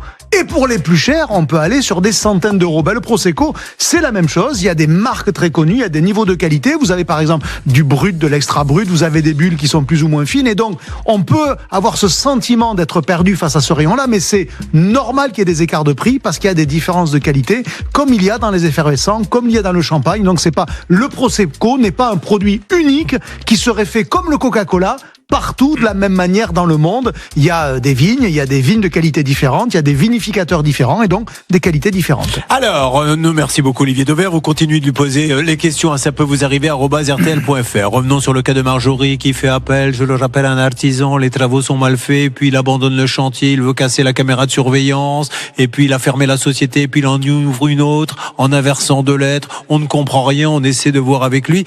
Vous aviez, avant de vous donner la parole, San, un petit quelque chose à dire. J'ai le complément de l'alerte lièvre. En réalité, il a cru être un petit malin, notre entrepreneur individuel, mais il a gardé le même numéro de sirène. Ça veut dire qu'en fait, il a fermé comme une sorte d'établissement avec son sirette, parce que c'est le complément. Quelle est la différence entre le sirette et le sirène? En fait, le sirène, c'est l'établissement principal, et le sirette, c'est quand on ouvre des établissements secondaires. Et on peut tout à fait quand on est un entrepreneur individuel. Là, en l'occurrence, il a juste changé de numéro de sirette. Il a toujours le même sirène. Ça veut dire qu'il est tenu de vous rembourser. Son entreprise individuelle n'a pas réellement fermé, il est tenu... On ne dit pas que c'est son cas, mais on sait que certains le font. Comme ça, les ennuis les passent d'une à l'autre. Oui, c'est-à-dire que je vends une voiture un peu à la one again, mais finalement, la facture, je la fais sur la deuxième société et je jongle comme ça pour passer entre les mailles. C'est bien ça, Olivier? Et si on met des noms de sociétés qui sont proches, on peut, quand on est client, ne pas voir la différence et surtout, même si on la voit, ne pas considérer que c'est très important qu'il y ait cette différence, tellement elle est minime. Mais on ne dit pas que c'est le cas. On essaie de joindre ce monsieur pour qu'il nous explique calmement et même en antenne, c'est un professionnel, ce qui se passe. Stanislas Vignon, rédacteur en chef temporaire de l'émission. Sympa. Écoutez, on a d'autres personnes qui se manifestent dans ce dossier, Julien, et qui ont apparemment également des griefs avec cet artisan. Nous avons par exemple Jacques qui est en ligne sur RTL. Jacques, bonjour. Oui, bonjour Julien. Soyez le bienvenu, Jacques. Vous avez travaillé avec OMT ou MTO? Alors moi, c'était MTO à l'époque. Alors, MTO, qu'est-ce qui vous est arrivé? En fait, j'ai voulu faire une terrasse parce que j'avais un tuyau d'évacuation pluviale qui passait en dessous. Et puis la terrasse que moi j'avais fait il y a 40 ans, bon, elle s'est affaissée. Il fallait que je la refasse, quoi. Donc, je voulais faire moi-même. Ma femme m'a dit non, c'est un cancer, arrête là. Et on va faire venir un artisan dans le coin. Effectivement, ce monsieur, donc il est à Sérel, là, justement. Et on l'a fait venir. Donc il a commencé les travaux et bon, tout allait bien. Et le jour où il a coulé la terrasse, je l'ai regardé faire, j'ai même des vidéos. Ah, je suis preneur, si vous pouvez nous les envoyer. Et il ne savait pas faire? En fait, j'étais étonné de la façon qu'il le fasse parce que il avait pris aucun repère, rien du tout. J'ai dit, il est trop fort quand même. Et puis bon, donc la terrasse se fait. Et puis bon, on s'en rend pas compte comme ça quand c'est fait. Sauf que, pas de chance, il a plu 2 jours après. Et là, j'avais plein d'eau sur ma terrasse. En fait, il n'y a pas de pente. Et l'eau, elle revient vers la maison. Est-ce que vous pensez qu'il a une formation de terrassier, ce monsieur? Alors moi, j'y avais demandé. Il m'avait dit qu'il avait une formation de maçon. Bon, ok. Et bon, moi, j'ai rien vérifié. Et aujourd'hui, où en êtes-vous avec lui? Moi, c'est parti en justice. Hein. J'ai pris un avocat à Tours. Ah, d'accord. Donc là, vous êtes au tribunal actuellement? Alors, je ne suis pas encore au tribunal. Mais ça va l'être dans quelques temps. J'espère. Oui, bien sûr. Alors, est-ce que vous auriez de l'amabilité, on va vous donner un numéro, de nous envoyer la petite vidéo très très rapidement? Vous pensez que c'est possible par téléphone? Oula, je sais pas trop. Si, je vais essayer. Oui, c'est pas très compliqué, on va vous expliquer ça. Merci de votre gentillesse. Attention, ça continue, mesdames et messieurs. Nous sommes toujours avec MTO-MT. Qui est avec nous, Stan? C'est Marc. Alors cette fois, ce n'est pas un client, c'est un sous-traitant. Marc, bonjour. Oui, bonjour Julien. Donc vous avez sous-traité pour OMT ou MTO? Alors MTO, du coup, à l'époque, j'étais sur Allo Voisin. Il cherchait du monde pour faire de la clôture. Donc moi, étant donné paysagiste, du coup, j'ai répondu à son annonce. Auquel cas, on a échangé plusieurs fois par message et du coup, on a convenu d'un prix. Et en fait, sans forcément besoin d'aller sur place. Sauf que du coup, on a convenu d'une journée. Il devait me fournir un camion, le béton et tout ce qui va bien. Du coup, moi, quand je suis arrivé sur le chantier, monsieur d'entreprise n'était pas là. Et là, je me gare en face du chantier et je dis, c'est quoi ça? Autant vous dire que les clôtures étaient posées de travers, elles étaient plus basses que 50 cm que les poteaux. Il y avait là, vous parlez de chez nous. Ah, vous parlez du chantier de Marjorie, d'accord, ok. Oui, excusez-moi, pardon. Non, c'est moi. Et du coup, en fait, je me dis, on va voir. Et il me demande de faire le côté de la clôture avec une grande différence de hauteur. Oui. Et moi, je lui dis, on est obligé de faire un escalier pour poser. Enfin, c'est une façon de faire. Il dit, non, faut que ce soit rectiligne, je me débrouillerai faire le terrassement. Et c'est pas possible, on a des grandes hauteurs. Bon. Il me dit faire ça. Bon, je dis, bon, ok, c'est pas moi, bon, on va voir. Donc il part chercher les matériaux, il me ramène les matériaux et je lui dis, il y a un souci, les plaques ne rentrent pas. Alors il me dit, c'est pas grave, faut coffrer. Bon.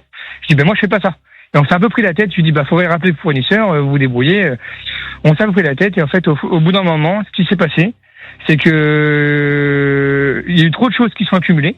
Donc j'ai décidé à 10h du matin de partir du chantier. J'ai été voir la cliente en lui expliquant que moi je ne travaille pas comme ça, que c'était ni fait ni à faire. D'accord. Et que je préférais partir du chantier. Ah ben merci. On voit maintenant où on met les pieds. Restez pas trop loin du téléphone, hein. Nous allons chercher à joindre. Donc voilà, il faut vraiment, c'est pour ça que ce monsieur Anthony Oliveira doit prendre la parole à l'antenne ou en antenne pour nous dire c'est faux et je vais vous expliquer pourquoi, etc. Mais là, on a beaucoup de gens qui se plaignent. Il y en a même un qui va aller en justice. Je comprends mieux maintenant pourquoi il a raccroché. Appelez-nous en antenne. En fait, on vous appelait au départ tout simplement parce qu'elle voulait une indemnisation, enfin qu'on lui rende de l'argent qu'elle a donné. Mais vous voyez, le fait de faire la politique de l'autruche, les gens écoutent, appellent et disent moi aussi, et ça prend des proportions complètement dingues. Donc je compte sur vous, monsieur, pour nous rappeler. Merci à tous ceux qui nous ont appelés. C'était pas une alerte lièvre, c'était un élevage de sangliers, là, votre histoire. On n'arrête pas, et attendez, c'est pas terminé. On est qu'au début de l'émission. Bon. Sur ce dossier, on pourrait toujours trouver à dire. Attendons des témoignages, ça peut vous arriver à @rtl.fr. Un petit mot pour faire toucher du doigt le niveau de technicité qu'il faut pour faire du terrassement. On l'a entendu dans le premier témoignage. Terrassier, faire du terrassement, c'est un peu être géomètre. Oui. Parce que si c'est pas droit, l'eau s'écoule pas. Si c'est pas assez solide, si c'est pas bien construit, le poids, et ça s'effondre. Donc c'est pas un métier manuel banal qu'on peut imaginer. Je coule du béton et puis je fais à peu près. Donc c'est ça la technicité. C'est pour ça qu'on peut pas confier un chantier aussi important à quelqu'un. Est-ce que c'est complètement délirant et compliqué de mettre une loi, un décret qui dit quand vous vous inscrivez au registre du commerce en tant que terrassier, vous devez amener la preuve d'un diplôme, enfin. On le fait bien pour un médecin, on le fait bien pour un coiffeur, pourquoi on ne le ferait pas pour un terrassier? On n'apprend pas sur le tas. On a un minimum de 2 ans d'études, un CAP, on a de l'expérience. Bon, Stan, de votre côté? Eh bien, de notre côté, il y a quelqu'un qui attend d'être appelé, un auditeur, pour gagner 4 000 € ce matin. Oui, on y va. Pas de sketch aujourd'hui ou un sketch? Non. J'ai pas de très bons retours, je vais vous le dire franchement, sur les sketchs que je vous donne. Bien qu'Emma Leotti adore ça. Vous êtes la couturière, les habits sont prêts. Allô? Oui, bonjour monsieur, c'est la couturière, comment allez-vous? J'ai rafistolé votre slip. Ah, d'accord. Et voilà. Pourquoi ça démarrait bien. Et vous voyez, j'étais en train de me dire, finalement, c'était drôlement bien cette histoire de couturière. Qui rafistole le slip? On le jette après quand il est troué. On rafistole pas des slips. Chez les Léotis, on répare, monsieur. Pourquoi ça part toujours sur du slip? Rien ne se jette, tout se transforme. Vous ne pouviez pas dire les ourlets sont prêts? Tout de suite le slip. Je suis désolé, monsieur. Quel est votre prénom? Laurent. D'ailleurs, question Laurent, portez-vous des slips ou des caleçons? Ah, je suis plutôt équipe caleçon, j'avoue. Ben voilà, donc il fait pas réparer ses slips. Qu'est-ce que vous faites dans la vie? Je suis agriculteur. Ah, où ça? Qu'est-ce que vous faites? Voilà. Alors qu'est-ce qu'il fait? De la céréale, Alors non, je fais quelque chose d'un peu plus atypique. Je fais de ce qu'on appelle du gazon de plaquage. Donc du gazon de plaquage, Olivier Dever. Ça veut dire, on fait pousser pour vous, pour éviter que vous ayez à le semer, à le rouler, à le faire pousser. C'est les rouleaux de sans doute, alors soit des rouleaux, soit des plaques, j'imagine, peut-être des plaques. Donc vous avez des tas et des tas de mètres. De manière générale. Voilà. Alors l'exploitation, elle fait combien de mètres carrés? Nous, on cultive à peu près sur 50-60 hectares de. D'accord, c'est super. Donc l'agriculteur, il est beaucoup en tracteur du coup? Oui, assez souvent. Oui. Vous nous écoutez dans le tracteur? Oui, tracteur ou voiture, ouais. Ah voilà. Vous avez. pour une fois que j'écoute en direct. En live, oui, parce que le podcast, ne l'oublions pas, hein, Stan, on peut réécouter l'émission l'après-midi quand on ne peut pas l'écouter en direct, en allant sur rtl.fr. Une femme et des enfants, un mari, je ne sais pas. Une compagne et un enfant. Ah bah voilà. De 4 ans. Eh ben c'est parti pour 3 jours de fête avec 4 000 € pour notre agriculteur. Yes. Vous êtes content? Merci beaucoup. Ah bah très. Ah bah oui. 4 000 € pour vous et votre famille. Et merci à vous et bravo pour ce beau boulot. Je vous souhaite une belle journée. Merci à vous. Bon, merci à vous aussi. C'est vrai qu'on a oublié qu'agriculteurs, on a toujours l'impression que c'est des bêtes, c'est des vaches ou bien c'est des céréales, mais il y a des gens qui fabriquent du gazon. C'est ce qu'on appelle ces cultures alternatives. Vous avez aussi beaucoup de gens qui font des plantes aromatiques, de la lavande par exemple, on n'imagine pas, ça fait des champs merveilleux. Donc il y a agriculteurs au sens commun et puis des spécialistes de quelque chose, et lui il est très spécialisé. Dans quelques instants, Stan, nous allons laisser, on va revenir, alors il y aura le cas de Cyril, c'est notre 3e cas, mais nous allons revenir sur le cas de Johan et maintenant peut-être nous dévoiler un peu et laisser un message à celui qui lui a dit fais un placement avec moi. Mais qu'est-ce que tu fais? Eh bien tu vas en fait m'acheter des arbres à truffes, et comme il va y avoir des truffes, tu vas gagner beaucoup de sous. Mais les arbres, faut les acheter 6 000 €, et puis il n'y a rien eu du tout. Donc il dit aujourd'hui il faut me rendre mes sous. On va laisser un message à ce monsieur. Pour Marjorie, j'attends d'autres témoignages parce que là on est en train de trouver du pétrole avec ce cas. Ça peut vous arriver @rtl.fr. Et donc dans quelques instants, Cyril. Alors Cyril, lui, voulait acheter une voiture, c'est ça, en 2 mots. Je vais vous raconter ça en détail dans quelques instants. Et est-ce que c'est vrai, mais dites-moi juste oui ou non, que vous avez été séquestré dans le garage? Ouais, ma femme, c'est pas au garage, c'était au local de vente. Ouais. On a été enfermé par le propriétaire, quoi. Il a fermé son portail, lui s'est enfermé dans un autre bureau. Et maintenant, on va discuter. Voilà. Non, c'est même pas on va discuter, il s'est barré, il nous a laissé en plan. Ah, il vous a laissé dans le garage? Dans le local. Dans le bureau, quoi. Je me demande si je ne vais pas faire ça à la rédaction pour vous permettre de partir un petit peu plus tard. Voilà une méthode qui me paraît bien intéressante. Allez, mesdames et messieurs, vous avez compris que ça va être encore un festival. Vous avez compris que tout ce qui arrive là, bien, ce sont vos cas. Vous nous écrivez chaque jour. C'est la vie de tous les jours. Ça peut vous arriver à @rtl.fr. On se retrouve dans quelques instants et merci de votre fidélité.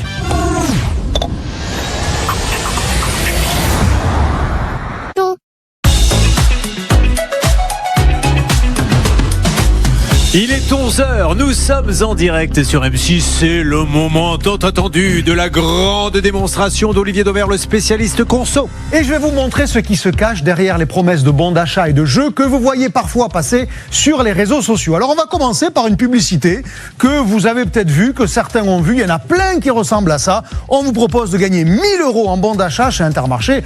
Excusez du peu, 1 000 € pour faire les courses, ça améliore quand même sacrément l'ordinaire. Donc je clique dessus parce que je suis curieux. Je veux peut-être gagner un logo Intermarché, bienvenue. Allez, on est parti. Je vais appuyer sur début et vous allez voir ce qui va m'arriver. On me pose toute une série de questions dont je me dis, ben voilà, c'est peut-être pour jouer, ça fait partie du jeu. À quelle fréquence faites-vous de cours chez Intermarché? Ensuite, on me demande, vous allez voir, est-ce que je vais toujours dans le même magasin Intermarché? Vous voyez qu'on on me met bien en condition que c'est un jeu Intermarché. C'est quoi tout en bas? C'est le temps qui vous reste? Non, c'est le nombre de questions que je réponds. C'était pour, voilà, il y avait 3 questions. Qu'est-ce qui est le plus important pour vous? Le prix, la qualité, je réponds. Et donc, en fait, je me mets dans cette idée que c'est bien un jeu Intermarché pour gagner les fameux 1 000 € de bons d'achat. Donc, mes réponses, elles sont correctes, c'est bien ma chance. Et donc, je vais continuer. Et on me demande à présent qui je suis, parce que il faut savoir qui je suis, peut-être pour me faire gagner. C'est en tous les cas ce que je comprends. Donc, un homme, une femme. Je suis curieux, je me demande aussi, moi, à mon tour, qui est de l'autre côté. Donc, je vais voir dans les mentions légales du site, et vous allez voir, je vois une société avec des adresses en Chine, enfin, peu importe. Il n'y a rien de grave à ce que ça soit en Chine, mais déjà, c'est plus du tout Intermarché. Intermarché qui a un siège en Chine. Voilà. Mais bon, au moins, je sais qui c'est, mais je suis curieux. Je continue quand même et je vais avancer et je vais donner mes informations. Quel est mon prénom? Je m'appelle Olivier. Ensuite, on va me demander quel est mon mail. J'ai mis une adresse mail qui était ouverte, qui n'était pas ma vraie adresse mail, mais parce que c'était intéressant de voir ce qui allait suivre. Et je continue et je réponds ensuite à tout un tas de questions où on me demande avant la dernière étape, pour confirmer votre inscription, en gros, répondez. Est-ce que je suis propriétaire? On me demande ensuite si j'ai une maison, si j'ai un CDD, un CDI, si je suis au chômage. Bref, on cherche à me qualifier, à savoir qui je suis. Et donc, je continue. Est-ce que j'ai un compagnon à 4 pattes, un chien, un chat, que sais-je encore? Et donc, vous allez voir, on n'arrête pas de me poser tout un tas de questions. Est-ce que je suis intéressé éventuellement par un achat immobilier? Et d'après vous, Pourquoi me demande-t-on toutes ces informations-là? Parce que vous avez vu, pour si vous j'arrêtais pirater pas... Non, c'est pas pour me pirater. Collecte de données pour... Collecte de données en me faisant miroiter le bon d'achat de 1 000 € qui seront revendus les données après. Par Intermarché, vous allez voir, alors qu'Intermarché n'y est pour rien. C'est une société qui, pour le coup, usurpe l'image d'Intermarché. Et devinez quoi, depuis 15 jours, ce que j'ai reçu dans ma boîte mail en question, ben vous allez voir. Le nombre de mails que j'ai reçus. Des mails publicitaires qui ont été revendus à des tas de grands groupes. Et le pire, c'est que ça a peut-être été revendu à Intermarché. Carrefour, Mercedes, Smart Conso. Excusez-moi, ça c'est génial parce que ils utilisent Intermarché pour un faux Intermarché pour vendre les trucs à Carrefour. Et regardez la page d'après, parce que j'ai pas reçu que ça, j'en ai reçu encore autant, le double. C'est dingue. Tout ça en 15 jours parce que j'ai donné mon mail avec l'espoir de gagner 1 000 €. Je sais pas si je les gagnerai, mais en tous les cas, voilà à quoi ça sert. C'est fou ça, c'est des centaines d'emails, bravo. En 15 jours. Faites gaffe que vous avez une alerte Alzheimer également. Allez, on y va.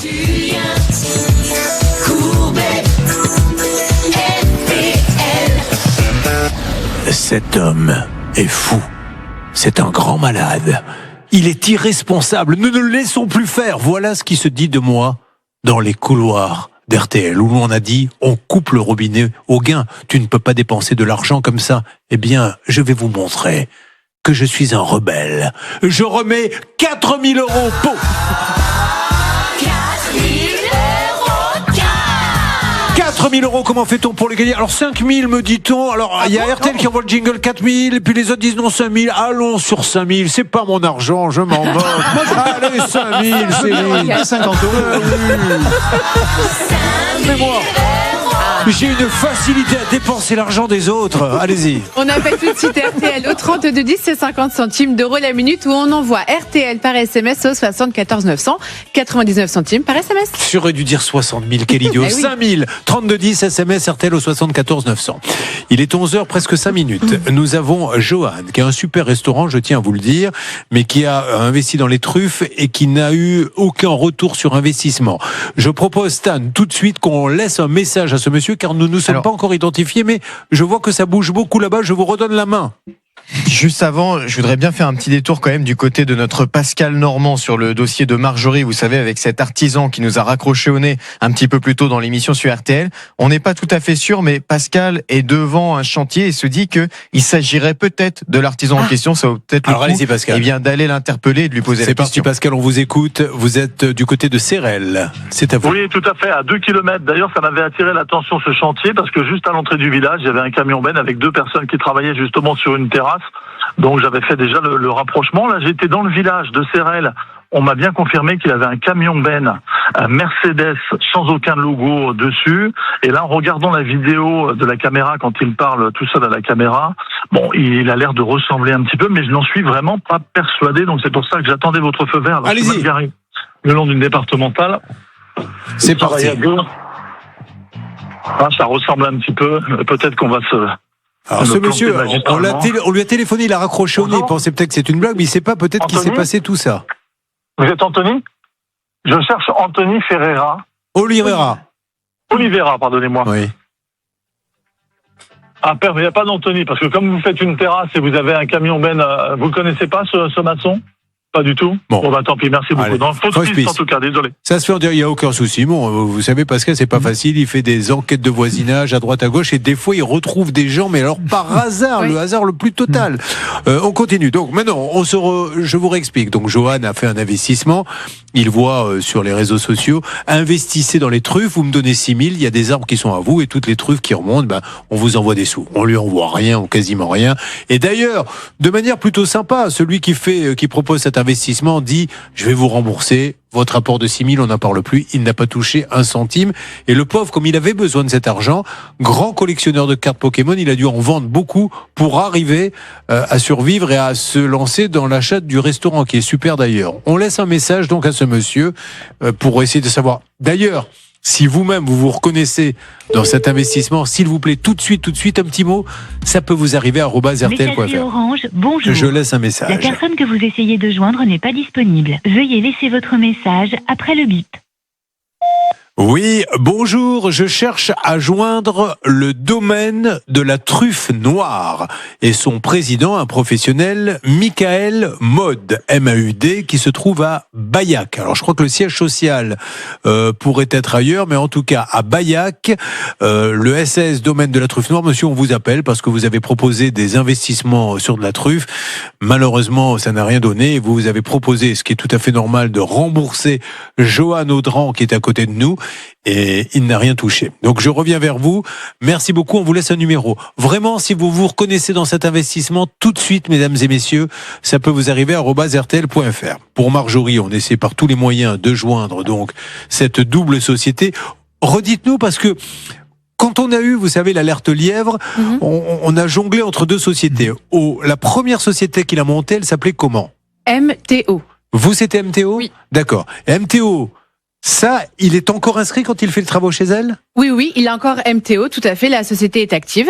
D'accord. Et en 2025, donc 1 an et demi après avoir signé le devis avec Marjorie, il ferme MTO et il ouvre MOMT. D'accord. Il ferme MTO et il ouvre OMT. À même adresse. À la même adresse. C'est ça qui est fou. Je vois pas l'intérêt. Il n'y a aucun Même numéro de téléphone. Voilà. Même sirène. C'est ça qui est dingue. C'est pour ça que ce monsieur, voilà, ne laissons pas faire des suppositions idiotes. Je compte sur vous, monsieur Oliveira, OMT, MTO. Mais toujours sans assurance, a priori. Voilà. En tout cas, on n'a pas d'assurance décennale dans le dossier. Vous l'avez jamais vu. Non. Alors si en plus, là, ça devient du pénal, on le rappelle. Ça devient du pénal. Bon, je rappelle qu'un nouveau tube va sortir cet été. Ça s'appelle « Il faut rapiécer le slip ». Une nouvelle chanteuse. Il s'agit de Emma Leotti. Écoutez cet extrait. C'est la couturière. J'ai rafistolé votre slip. C'est un cartonné. C'est la couturière. J'ai rafistolé votre slip. Merci. Je vous rappelle quand même ce tube de Sébastien Patoche, quand il pète, il trouve son slip. Oui, merci beaucoup. Ça correspond quand même à une réalité. C'est magnifique. Est-ce que c'est vous, Stan, qui demandez à Olivier Devers de faire des citations comme celle-ci pour hausser le niveau de l'émission ? Non, ça c'est des initiatives personnelles. Merci beaucoup. Nous allons donc attaquer le troisième cas en attendant d'avoir des rebondissements. Voici, alors vous nous appelez, je vous le rappelle, 5 000 €, j'ai pris des risques pour vous, je vais me faire tuer moi à la sortie du studio, mais tant pis. 5 000 €, 3210 ou par SMS RTL au 74 900. Vous êtes sur l'antenne et vous avez 5 000 € pour votre week-end. Le maximum c'est 20 étoiles. Alors on y va, Olivier. Et voilà, il a fait le malin, il s'est fait prendre. Il vous connaît pas bien encore, c'est facile. Il est jeune, il apprendra. Il est jeune. Dans une boulangerie, peut-on vendre du pain?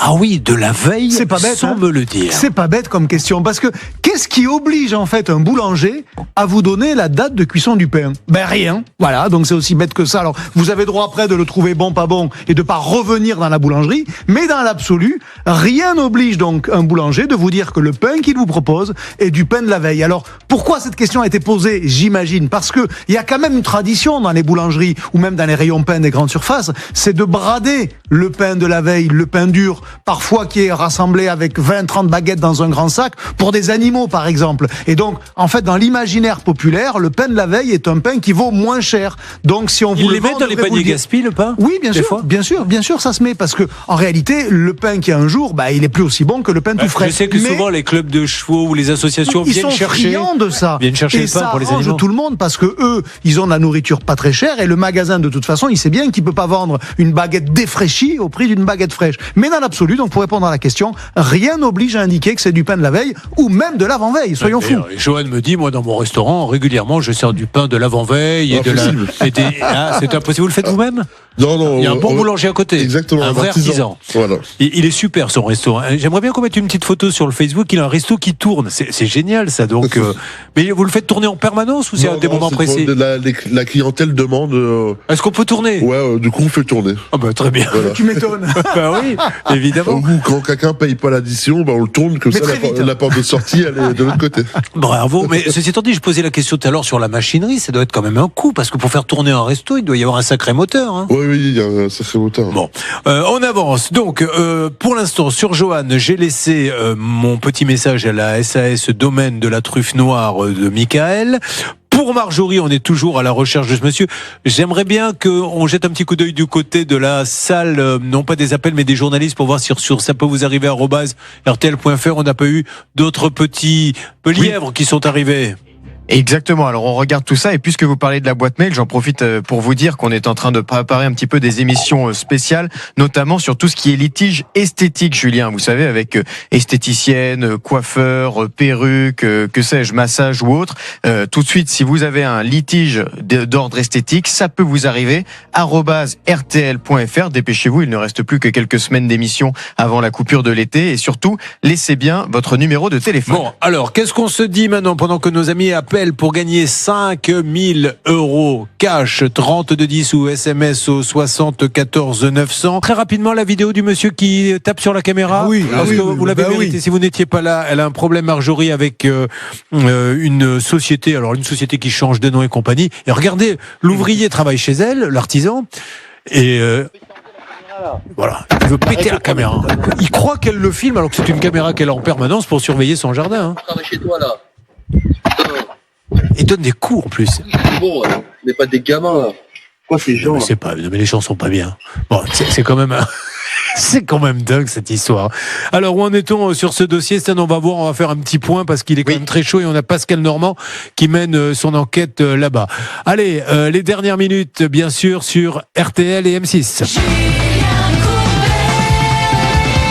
Mais quelle émission encore de fou pendant que vous gagnez 5 000. Faites vite, là c'est la fin. 5 000 pour votre week-end. Ne passez pas à côté. 3210. 5 000. Vous envoyez SMS au 74 900. Vous êtes sur l'antenne dans quelques instants.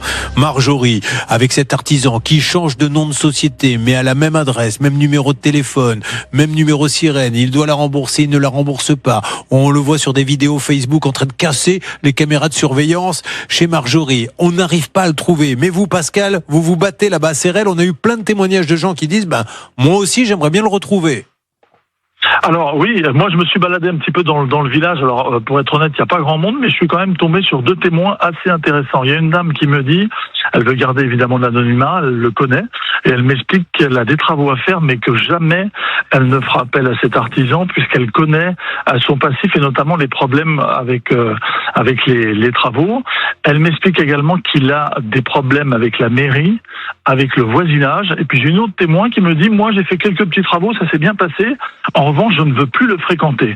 Pourquoi vous ne voulez plus le fréquenter? Parce que tout simplement, il aurait été condamné pour des vols de mini-pelles. Je vous ai envoyé un article en 2021 avec son frère, 4 mini-pelles volées. Donc c'est pour ça, il est assez connu défavorablement de la population. Alors, attention, sur cette histoire de mini-pelles, c'est un site, voilà, on vient de la recevoir, donc je vais le lire en même temps. Tours, 2 frères condamnés pour avoir volé 5 engins de chantier. C'est ici donc nos confrères de Radio France qui ont sorti ça, et donc c'est bien le nom de ce monsieur, lui et son frère. Alors a priori, selon l'enquête de Pascal, dans l'article on nous indique que c'est un habitant de Sérel, donc la commune en question, et son frère qui ont été condamnés en 2021 pour avoir volé 4 mini-pelles de chantier et une chargeuse entre juin et septembre 2020. Le montant total du préjudice est estimé à 190 000 €. 190 000 €? Oui, le coût des engins volés, ce sont 5 engins de chantier qui coûtent. Les vols ont eu lieu après vos travaux ou avant? Avant. Et moi. D'où l'intérêt, excusez-moi, après je vous laisse parler. Oui. D'où l'intérêt de googliser les gens, de taper les noms sur Google, parce que si on tape le nom de ce Google, vous tombez sur l'article d'ici et vous voyez que vous allez donner des travaux à quelqu'un qui a fait de la prison parce qu'il a volé des pelleteuses. Je vous écoute, madame. Alors moi j'avais cherché, j'avais rien trouvé. À l'époque sur Le Voisin, il avait des très bons commentaires, mais en fait on a appris qu'il supprimait les autres. Et suite à ça, qu'on n'avait pas de réponse, moi j'ai publié une annonce sur les réseaux sociaux en montrant son travail, en fait, pour pas que d'autres personnes se fassent avoir. Ouais. J'ai d'autres personnes qui m'ont contacté et il aurait, alors il aurait arnaqué aussi 80 000 € à un papy. Bon, alors ça, on ne sait pas, hein, ça vous le dites, et on ne l'a pas vérifié, donc pour l'instant c'est super conditionnel. Et sur l'article d'ici, on va être très honnête aussi, il n'y a pas le nom, mais bon, on a cru comprendre que c'était le cas, mais il n'y a pas vraiment le nom Stan qui est cité, on est bien d'accord? Exactement, non, le nom n'est pas cité dans l'article, c'est pour ça qu'on utilise le conditionnel et c'est pour ça aussi que malheureusement en tapant son nom sur internet, vous ne seriez de toute façon pas tombé sur l'article. Une petite alerte, ici on ça les appelle, Laura vient de recevoir un appel de ce monsieur justement. Laura, je vous écoute, nous sommes en direct sur RTL. Oui, alors ça a été assez rapide. Ce monsieur m'a hurlé dessus, vraiment. Et il m'a dit ce n'est pas moi, je ne suis pas l'artisan, je suis son frère. Arrêtez de tourner autour de ma maison. Je vais porter plainte, je prends des photos. Et il a raccroché, je n'ai même pas pu placer une phrase. C'est pas lui, mais c'est sa maison. Mais qui dépose plainte? Oh monsieur, si vous m'écoutez, déposez plainte, que tout le monde soit reçu et que le juge pose des bonnes questions. Parce que le dépose plainte, il faut répondre. Oui, alerte. Deuxième alerte, puisque ce n'est pas lui, mais le même numéro vient d'envoyer quand même un message à Bernard Sabat. Donc c'est là, c'est sa maison, c'est son adresse, mais c'est pas lui qui est dedans, c'est son frère. Mais au numéro que nous avons, là, on en reçoit un autre. Bernard Sabat. Bah, je crois que je lui ai fait peur parce que moi, il m'a pas crié dessus, mais il m'a dit, écoutez, je prends des photos, j'envoie quelqu'un et je vais porter plainte, je vais pas vous lâcher. D'accord, très bien. Voilà, comme ça, on va rester ensemble. Donc nous, on cherche à joindre une société, MTO à Sérel, ou bien la deuxième, c'est MTO ou OMT, et nous cherchons à joindre le gérant, c'est Anthony Oliveira. Comme ça, on pourra parler et au niveau du dépôt de plainte, on pourra parler de la pelleteuse, on verra si c'est lui. Et l'assurance. L'assurance, il est assuré ou pas, c'est du pénal, on n'a pas le droit de pas être assuré, ça devient grave. Ça serait bien de retrouver le papy de 80 000. Comment peut-on le retrouver, vous connaissez? J'ai recontacté la personne qui avait eu des infos, mais j'en sais pas plus pour l'instant. Bon, alors on va mener notre petite enquête, comme ça on ne se lâchera pas mutuellement, et je serai le premier, alors à aller voir les gendarmes et leur expliquer si je suis convoqué. Et pour la petite histoire, il prend des photos après s'être plaint de s'être fait filmer. C'est quand même assez cocasse. Ah oui, c'est vrai. C'est vrai. Ah oui, parce que comme ça, on montrera la petite vidéo aussi où il casse. Parce que c'est de la dégradation, on n'a pas le droit. D'où un artisan peut défoncer une... Il n'a pas le droit. Mais là, au-delà de tout ça, Marjorie, j'ai envie de vous dire que c'est une course contre la montre qui est enclenchée. Visiblement, il y a plusieurs victimes. Il va falloir tout de suite faire des saisies conservatoires pour bloquer cet argent, parce que 20 000 €, c'est beaucoup. Je dis ça, je dis rien, vous avez la meilleure avocate qui fait des actions où on se regroupe. Non mais franchement, vous prenez qu'un seul avocat, un cas d'or, vous vous mettez à 4-5 et là vous allez voir que ça allait beaucoup plus vite. Allez, vous avez fait le slip, voyons si vous êtes aussi forte maintenant sur le caleçon. C'est parti. Deuxième tentative avec Emma Leotti, 5 000 € en jeu. Nous appelons. Si c'est une femme, soutien-gorge. Okay. Si c'est un homme... ce que vous voulez, je ne sais pas. Ce qui vous passe par la tête. Voilà. Comme tout à l'heure. Coupez la musique, s'il vous plaît. Allô? Oui, bonjour madame. Non, monsieur. Ah, pardon. Je suis la couturière. J'ai votre caleçon qui est déposé. Je viens de le réparer, je viens de le rafistoler. Est-ce que vous pouvez passer à ma boutique? C'est un peu poussif la deuxième fois. La première était plus inventive. Déjà, elle reconnaît pas un homme d'une femme, et puis là, non mais à un moment donné, c'est récupérer votre caleçon. Vous n'êtes pas obligé de raconter votre vie. Bonjour monsieur. Bonjour monsieur. C'est Julien Courbet, évidemment. Nous sommes sur RTL en direct. Que faites-vous dans la vie? Alors malheureusement, je suis au chômage. Bon, écoutez, malheureusement et heureusement. Heureusement pour nous, parce que nous, on est content de faire gagner un chômeur. Vous avez gagné 5 000 €, monsieur. Non. Mais oui. C'est pas une blague? Mais non, c'est pas. Je m'amuserai pas. Ce serait pas drôle. Vous êtes au chômage depuis combien de temps? Depuis 1 an, monsieur. Bon, voilà. J'ai beaucoup de mal à trouver du travail. 5 000 €. Qu'est-ce que vous cherchez comme boulot? Moi, j'ai fait plusieurs boulots, en fait. Dites-moi ce que vous cherchez, monsieur. J'ai plus beaucoup de temps, malheureusement. Ah oui, pardon. Manager, chef de service, dans le... Bon, en tout cas, là, il y a 5 000 pour vous permettre de respirer un petit peu et vous remercier de votre fidélité. 5 000 € cash pour ce monsieur qui est au chômage. Je suis dans quelle région? Je suis à Bergerac. À Bergerac, bon, parfait. Très bien, pas trop loin de Bordeaux. Je vous souhaite une bonne journée. Restez avec nous. Nous n'avons pas terminé car Bernard, me dit-on, est avec l'artisan. Waouh, Marjorie, mais quel dossier. Du nouveau dans une seconde sur RTL.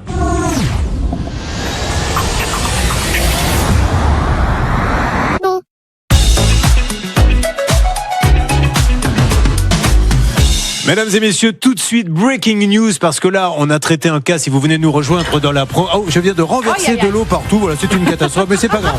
Voilà, on y va, je suis tellement énervé par ce qui se passe. Bon, grosso modo, Marjorie a fait appel à un artisan. Cet artisan aurait mal travaillé, et puis on n'est pas très content parce que il y a un changement de nom de la société. Un coup c'est OMT, un coup c'est MTO, mais c'est la même adresse, le même numéro de téléphone. On a une vidéo où ce monsieur artisan donne des coups de bâton, vous allez la voir sur la caméra, parce que là, une caméra pour surveiller son jardin. Et là, il est en ligne avec nous et il nous dit mais c'est pas vrai, c'est un mensonge cette vidéo. Regardons la vidéo tout de suite si vous ne l'avez pas vue. Voilà, donc le visage de ce monsieur est flouté et lui il dit mais c'est pas vrai, j'ai juste mis un chiffon. Voilà la vidéo. Je ne sais pas pourquoi tu filmes. Putain, je vais la péter en deux ta caméra. Il ne va rien comprendre avec sa caméra. Voilà, coupe ta caméra quand on travaille chez toi. Bon, donc lui il dit j'ai juste passé un chiffon. Donc je lui ai dit non laissez pour l'eau, c'est pas grave. Je lui ai dit mais monsieur, si c'est pas vous, on va déflouter le visage. Et puis non, j'ai pas envie qu'on me voie. Donc si c'est pas lui, comment peut-on pour le voir? Alors Bernard continue de discuter avec lui, donc on va le reconnecter. C'est parti. On y va. Il le reconnecte Bernard. Monsieur, m'entendez-vous de nouveau? Est-ce qu'elle m'a sorti? Je lui ai dit, je vous fais un chèque et un virement. Monsieur, il n'y a pas de souci, monsieur. Je dois vous prévenir. Julien Courbet, cette fois-ci, on est en direct sur M6. Donc, monsieur, je voudrais qu'on reprenne notre conversation. J'ai une vidéo qui passe actuellement sur M6. Pas trop le temps, chante. Oui, mais ça va être très rapide, monsieur. J'ai une vidéo sur M6 où on voit un artisan en train de taper à coups de planche sur la caméra en disant tu vas voir ce qui va t'arriver avec ta caméra. C'est soit vous, soit ce n'est pas vous. Si ce n'est pas vous, la caméra, j'ai juste mis un gilet. Et après, j'ai enlevé le gilet avec un bâton. D'accord, voilà. Vous avez enlevé le gilet avec le bâton. Et vous n'avez pas insulté dessus. Je vais pas casser les trucs chez les gens. Bon, d'accord. Très bien, non, mais c'est bien vous qui êtes là avec la caméra, donner des coups avec un râteau, quand même. Avec un râteau, hein. Et vous dites, tu vas voir ta caméra. Oui. Avec un râteau. On va la regarder. Alors, remettez la caméra, décidément, monsieur. On la voit là sur M6. Je peux me tromper. Donc là, la caméra, je peux pas mettre la caméra. Non. Ça, c'est un râteau. Ça, c'est un râteau. Alors, voilà ce que vous dites. Putain, je vais la péter en deux, ta caméra. Il ne va rien comprendre avec sa caméra. Ça, c'est ce que vous dites sur la vidéo. Bon. Voilà. Très bien. Donc, en tout cas, elle est sur M6, vous pourrez la voir, monsieur. Donc, aujourd'hui, que veut faire OMT ou MTO? Et vous avez promis de nous envoyer l'assurance, hein, monsieur. Vous vous rappelez toujours pas chez qui vous êtes assuré? Je vais regarder sur Internet, comme ça je vais vous l'envoyer directement. Vous allez regarder sur Internet chez qui vous êtes assuré, d'accord. Alors qu'est-ce qu'on fait? Qu'est-ce qu'on lui dit à Marjorie? Marjorie, exprimez-vous, parce que monsieur dit, avec eux c'est compliqué. Parce qu'en fait, moi je suis pas un petit fils de pute ni un petit bâtard. Donc j'aimerais bien qu'elle se qui a dit que vous étiez un fils de pute? Elle m'a laissé des messages. Elle m'a dit tu vas manger, t'es mort. J'ai bien le message. Je veux bien voir ce message. Envoyez-le le message. Je l'ai sur le voco. Je l'ai sur le voco, madame. Je l'ai sur le voco. Allez-y, faites-nous-le écouter. Fils de pute, il y a machin, il y a marqué tout ça. Monsieur, faites-nous-le écouter. Mais je fais comment pour le faire écouter? On fait comment? Vous allez voir. Vous êtes à quel endroit, vous, monsieur? Parce que Pascal Normand peut venir vous voir. Où êtes-vous? Là, je suis en chantier, là. Mais où il est, votre chantier? Sur Paris. À Paris? Ah, bon, d'accord. Bon, on va trouver le voco, monsieur. Vous savez quoi? On va le diffuser. Vous allez nous l'envoyer plus tard. Ne vous inquiétez pas. Je l'ai, il y a marqué. Vous savez ce qu'elle a dit? Non. Espèce de petit fils de pute, tu vas payer. Bon, ça, j'ai aucune preuve, mais je la passerai. Il faut dire la vérité parce que je l'ai, en fait. Ah, mais monsieur, tant que je ne l'ai pas entendu, je peux pas dire que c'est vrai. Mais si vous me l'envoyez, je vais le passer. Il y a aucun souci. Et on lui dira, madame, vous êtes grossière. D'ailleurs, écoutez ce qu'elle vous dit. Vous l'avez fait le voix. J'ai hâte de voir ce message. Bon, voilà. Donc, elle est même prête. Mais par contre, si vous avez hâte, par contre, après, dites-moi pas que c'est vous, parce que, en fait, depuis tout à l'heure, vous m'appelez en privé. Ah non, je vous ai pas appelé. Mais est-ce qu'il y a un numéro qui s'affiche? Arrêtez de me prendre pour un imbécile. Il n'y a que vous. Tu vas payer, tu vas faire ça, tu vas faire ceci. Madame Miro, arrêtez quand même, dites la vérité. Elle est là, sur le plateau depuis ce matin. Quand est-ce qu'elle vous a envoyé le message?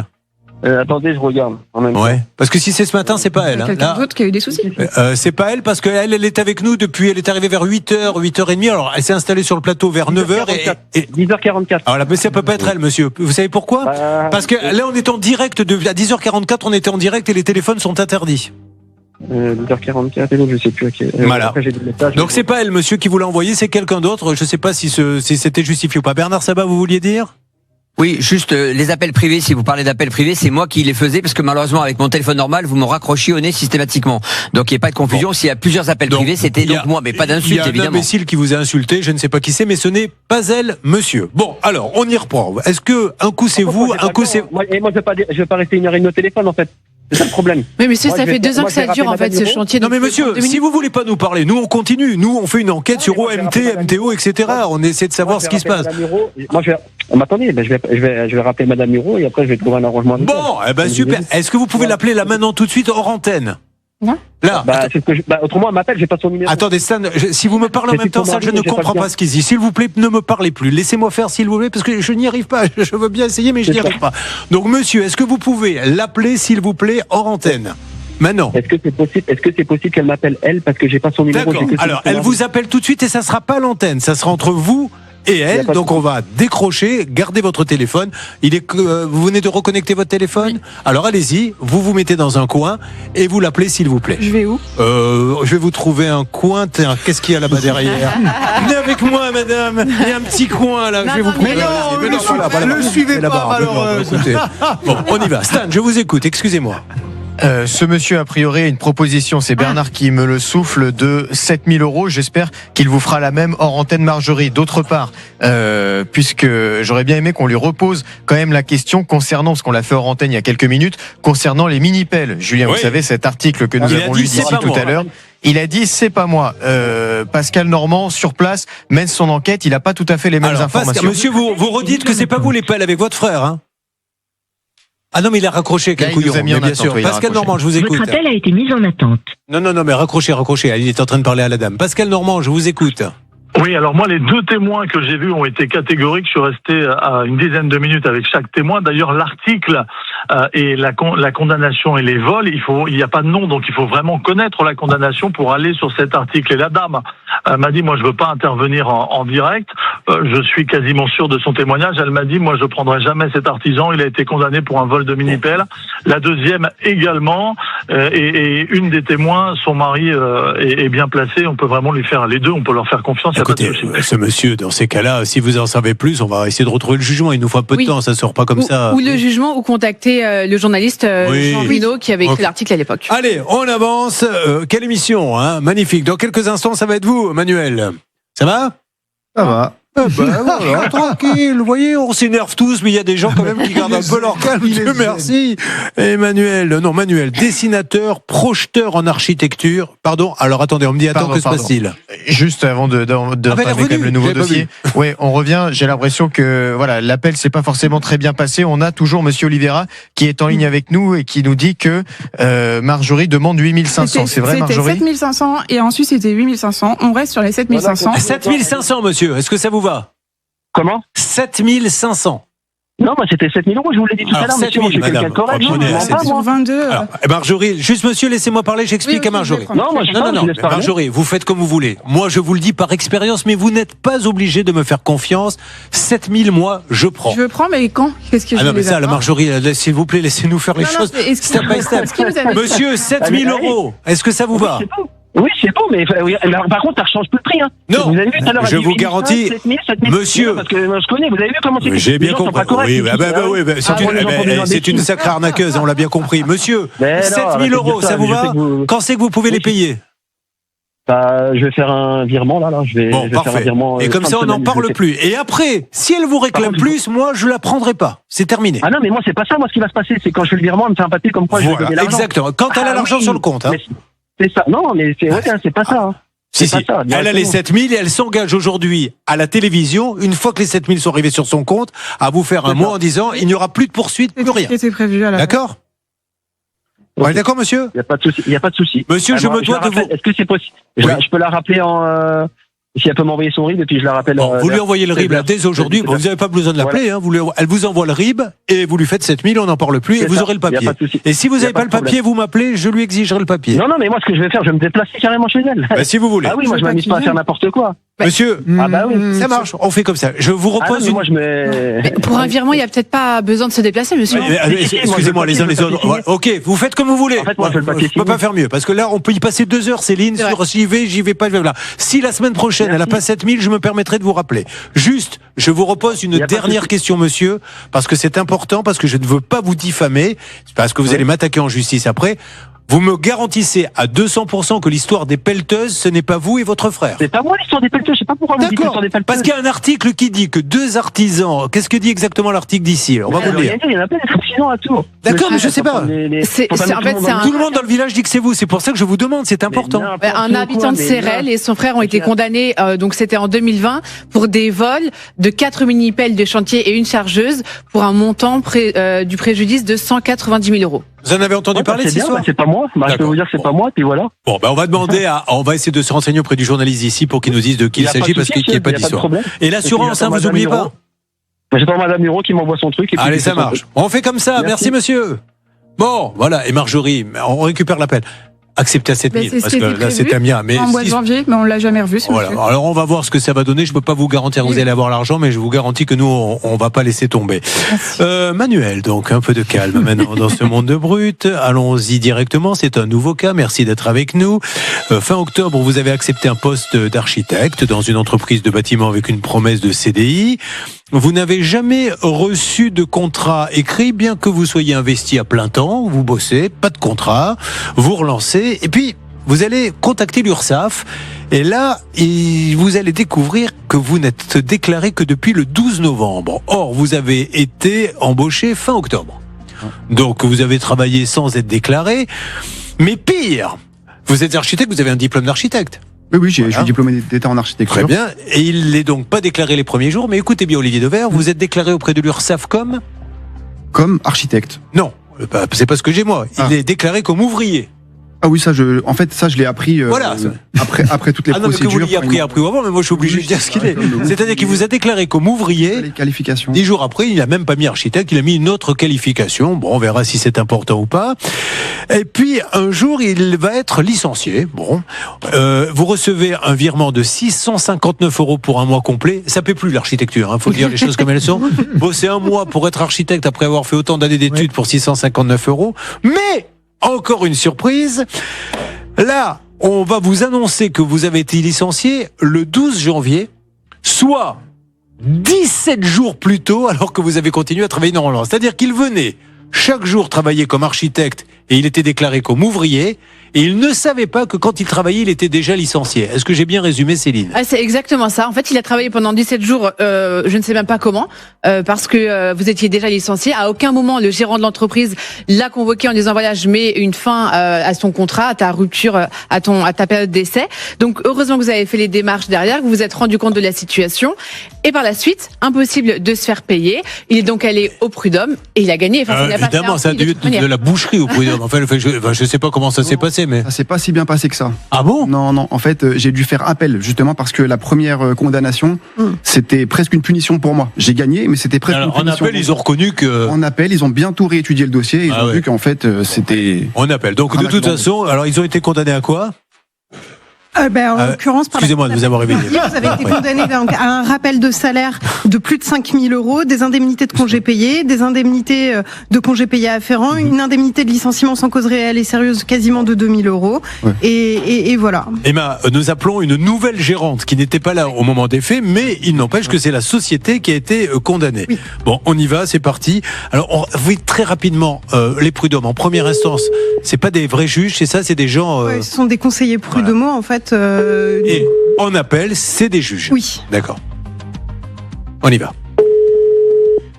Alors, s'ils ne sont pas là, vous inquiétez pas, on les rappellera tout au long de la semaine prochaine. Votre appel a été transféré. Je laisse un message peut-être. La personne que vous là, on coupe, on réessaye pendant 2 minutes de notre côté, et puis si jamais ça ne répond pas, alors vous laisserez un message. Bon, une question posée à Olivier Dever. Là, je me remets de ce dossier Marjorie de Tag. Alors, sur encore une fois, il y a cette vidéo qui est magnifique. J'aimerais parce que ce monsieur dit c'est pas moi. Et il faut qu'on sache pour la pelleteuse. Ça, c'est super important. Vous avez essayé d'appeler peut-être la locale ou quelqu'un va essayer. Il vous faut combien de temps, vous, Maître Léoty, pour arriver à retrouver un tribunal sur ce ordinateur bon marché qu'on met à votre disposition ? Quelques secondes. Alors on y va, vous essayez de retrouver ? Mais un jugement correctionnel, je peux pas l'obtenir. Ah. Ça, c'est plus difficile. C'est pas les autres avocates, elles y arrivent. Enfin bon, c'est pas grave. Si. On en a vu passer. J'ai une petite alerte lièvre dans le dernier dossier. C'est lequel le dernier dossier ? Celui-là ? Le 4e. Une alerte lièvre sur Manuel, dites-nous. Oui, en l'occurrence, je sais que votre ancien employeur ne payait pas ses loyers et a été expulsé en 2024. Et là, j'ai trouvé le jugement.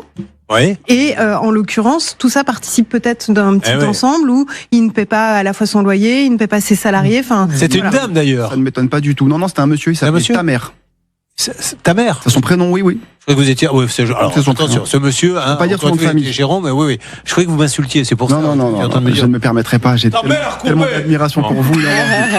En string ou prise unique. C'est ce qu'on disait à l'époque. Bon, une question en avance. Ça vous rajeunit, c'est bien. Exactement.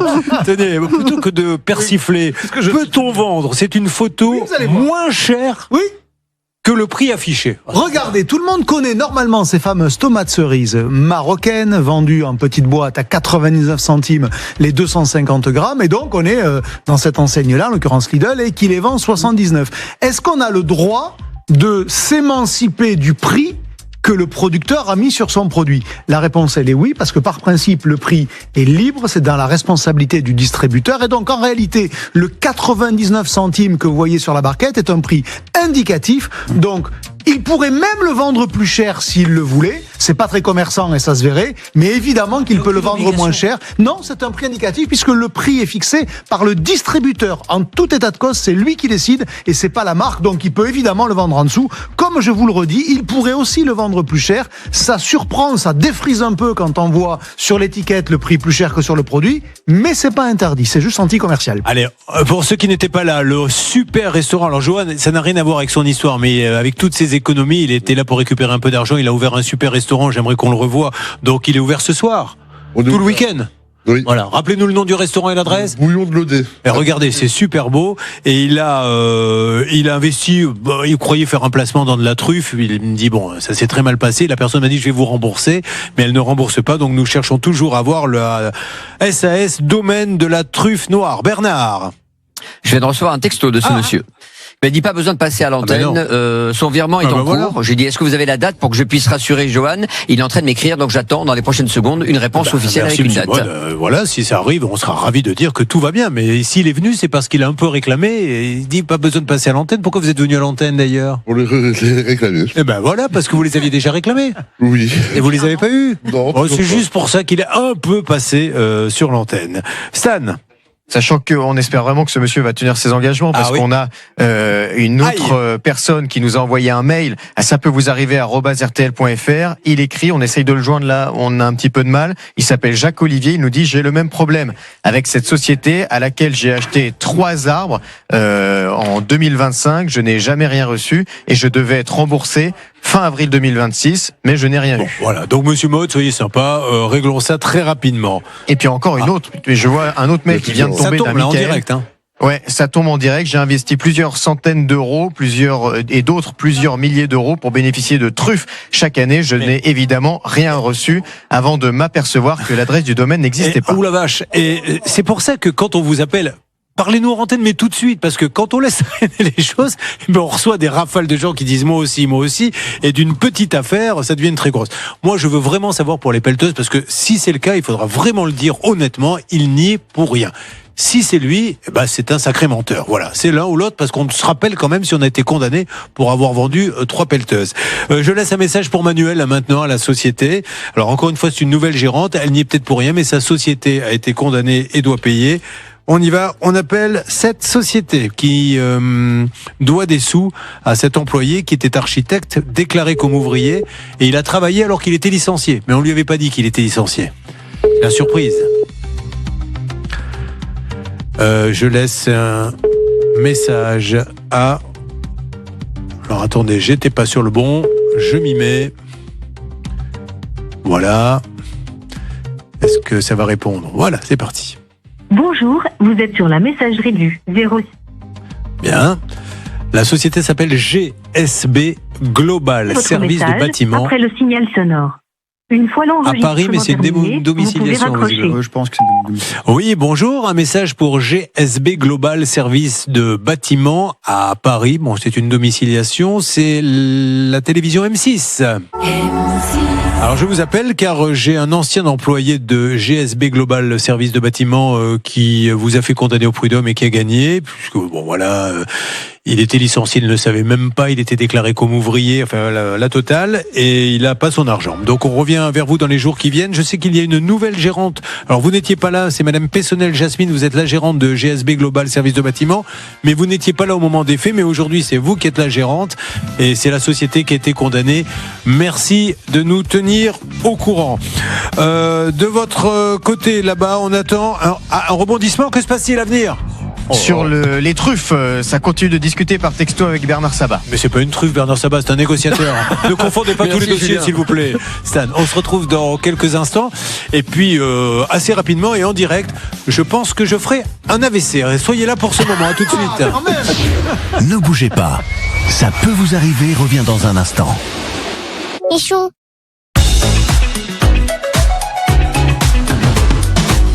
Alors attention, rebondissement. Johan, la personne nous a parlé qui vous a fait faire l'investissement dans les truffes, mais auparavant, nous avons un monsieur qui s'appelle Stan. Jacques Olivier, vous avez vous-même investi. Combien avez-vous investi, Jacques Olivier, dans les truffes? Ouais, j'avais investi 450 €. D'accord. Et vous n'avez rien touché? Non, rien. Bon, et il vous a dit qu'il allait vous rembourser, le monsieur? Oui, il devait me rembourser à partir de fin avril. Bon, ok. Que vous a-t-il dit, Bernard Sabat, concernant en tout cas Johan? Et d'ailleurs, on pourra donner le nom de monsieur également. Qu'il ne s'inquiète pas, tout va bien, j'en saurai plus mardi prochain. Il sera possible de le rembourser dans la semaine du 1er juin. Dans la semaine du 1er juin, normalement, vous serez remboursé, mais nous, on va suivre ça de très près, d'accord? Comme ça, quand on reviendra au restaurant pour nous remercier, on paiera notre repas, mais vous offrirez l'apéro. Exactement. Voilà. Donc, merci au domaine de la truffe noire. On revient là-dessus assez rapidement. Marjorie, on a un accord, on s'appelle fin de semaine prochaine pour voir si le virement a eu lieu. S'il n'a pas eu lieu, on rappellera ce monsieur. Enquête de Pascal pour essayer de savoir sur les pelleteuses. Pascal? Oui, tout à fait. Non, j'étais en ligne avec Stan tout à l'heure. Je vais aller faire un tour du côté d'Issy Touraine, qui a été auteur de l'article concernant le vol des mini-pelles pour avoir l'identité exacte des... Merci, parce que c'est très grave. Nous, on dira ce n'est pas lui, que ce soit bien clair, mais si c'est lui, ça veut dire quand même que là, il nous ment quand même. Qu'est-ce qui se passe? Vous me tenez au courant, Cyril, pour le remboursement qui devrait arriver très rapidement. Manuel, on reprend ça. Nous, vous restez chez vous. Laura, qu'est-ce que vous avez eu du nouveau? Oui, un petit peu de nouveau. En fait, la dame qu'on essaye de joindre est en rendez-vous. Donc là, je suis en train de lui expliquer la situation. Je vais lui donner rendez-vous cet après-midi pour qu'on s'appelle. Donc on vous tient au courant, on avance ensemble. Bah bravo, quelle émission de fou. Et une bonne nouvelle n'arrivant jamais seule. Regardez ce qu'on a trouvé sur le net. Il est vrai cet article. Mettez votre ordinateur sur l'écran. Catherine Courbet, l'épouse d'Olivier Dauvert. Une présence discrète, mais essentielle. Alors, je reconnais que c'est discret. Je suis marié depuis 25 ans. Vous êtes très fort. Vous devez aller soit dormir profondément. Qu'est-ce qu'elle est heureuse. Non, mais c'est fou, ça. Qu'est-ce qu'elle est heureuse. Alors, moi, cette semaine, j'ai eu le droit. Alors, j'étais mort. En milieu de semaine, j'ai eu un autre article, un putaclic, où mon fils annonçait mon cancer du foie. Et là, maintenant, j'apprends que je suis marié, mais qu'Olivier Dauvert est également marié avec mon épouse. Eh ben, vous savez, je vais être grand joueur. Je vous la laisse, voilà. Qu'est-ce qu'on fait ce week-end, Bernard? Champion du monde, j'ai compris. Quelle émission. On se retrouve demain avec une émission 100% inédite. Vous êtes sur M6. Bonne journée. Game over.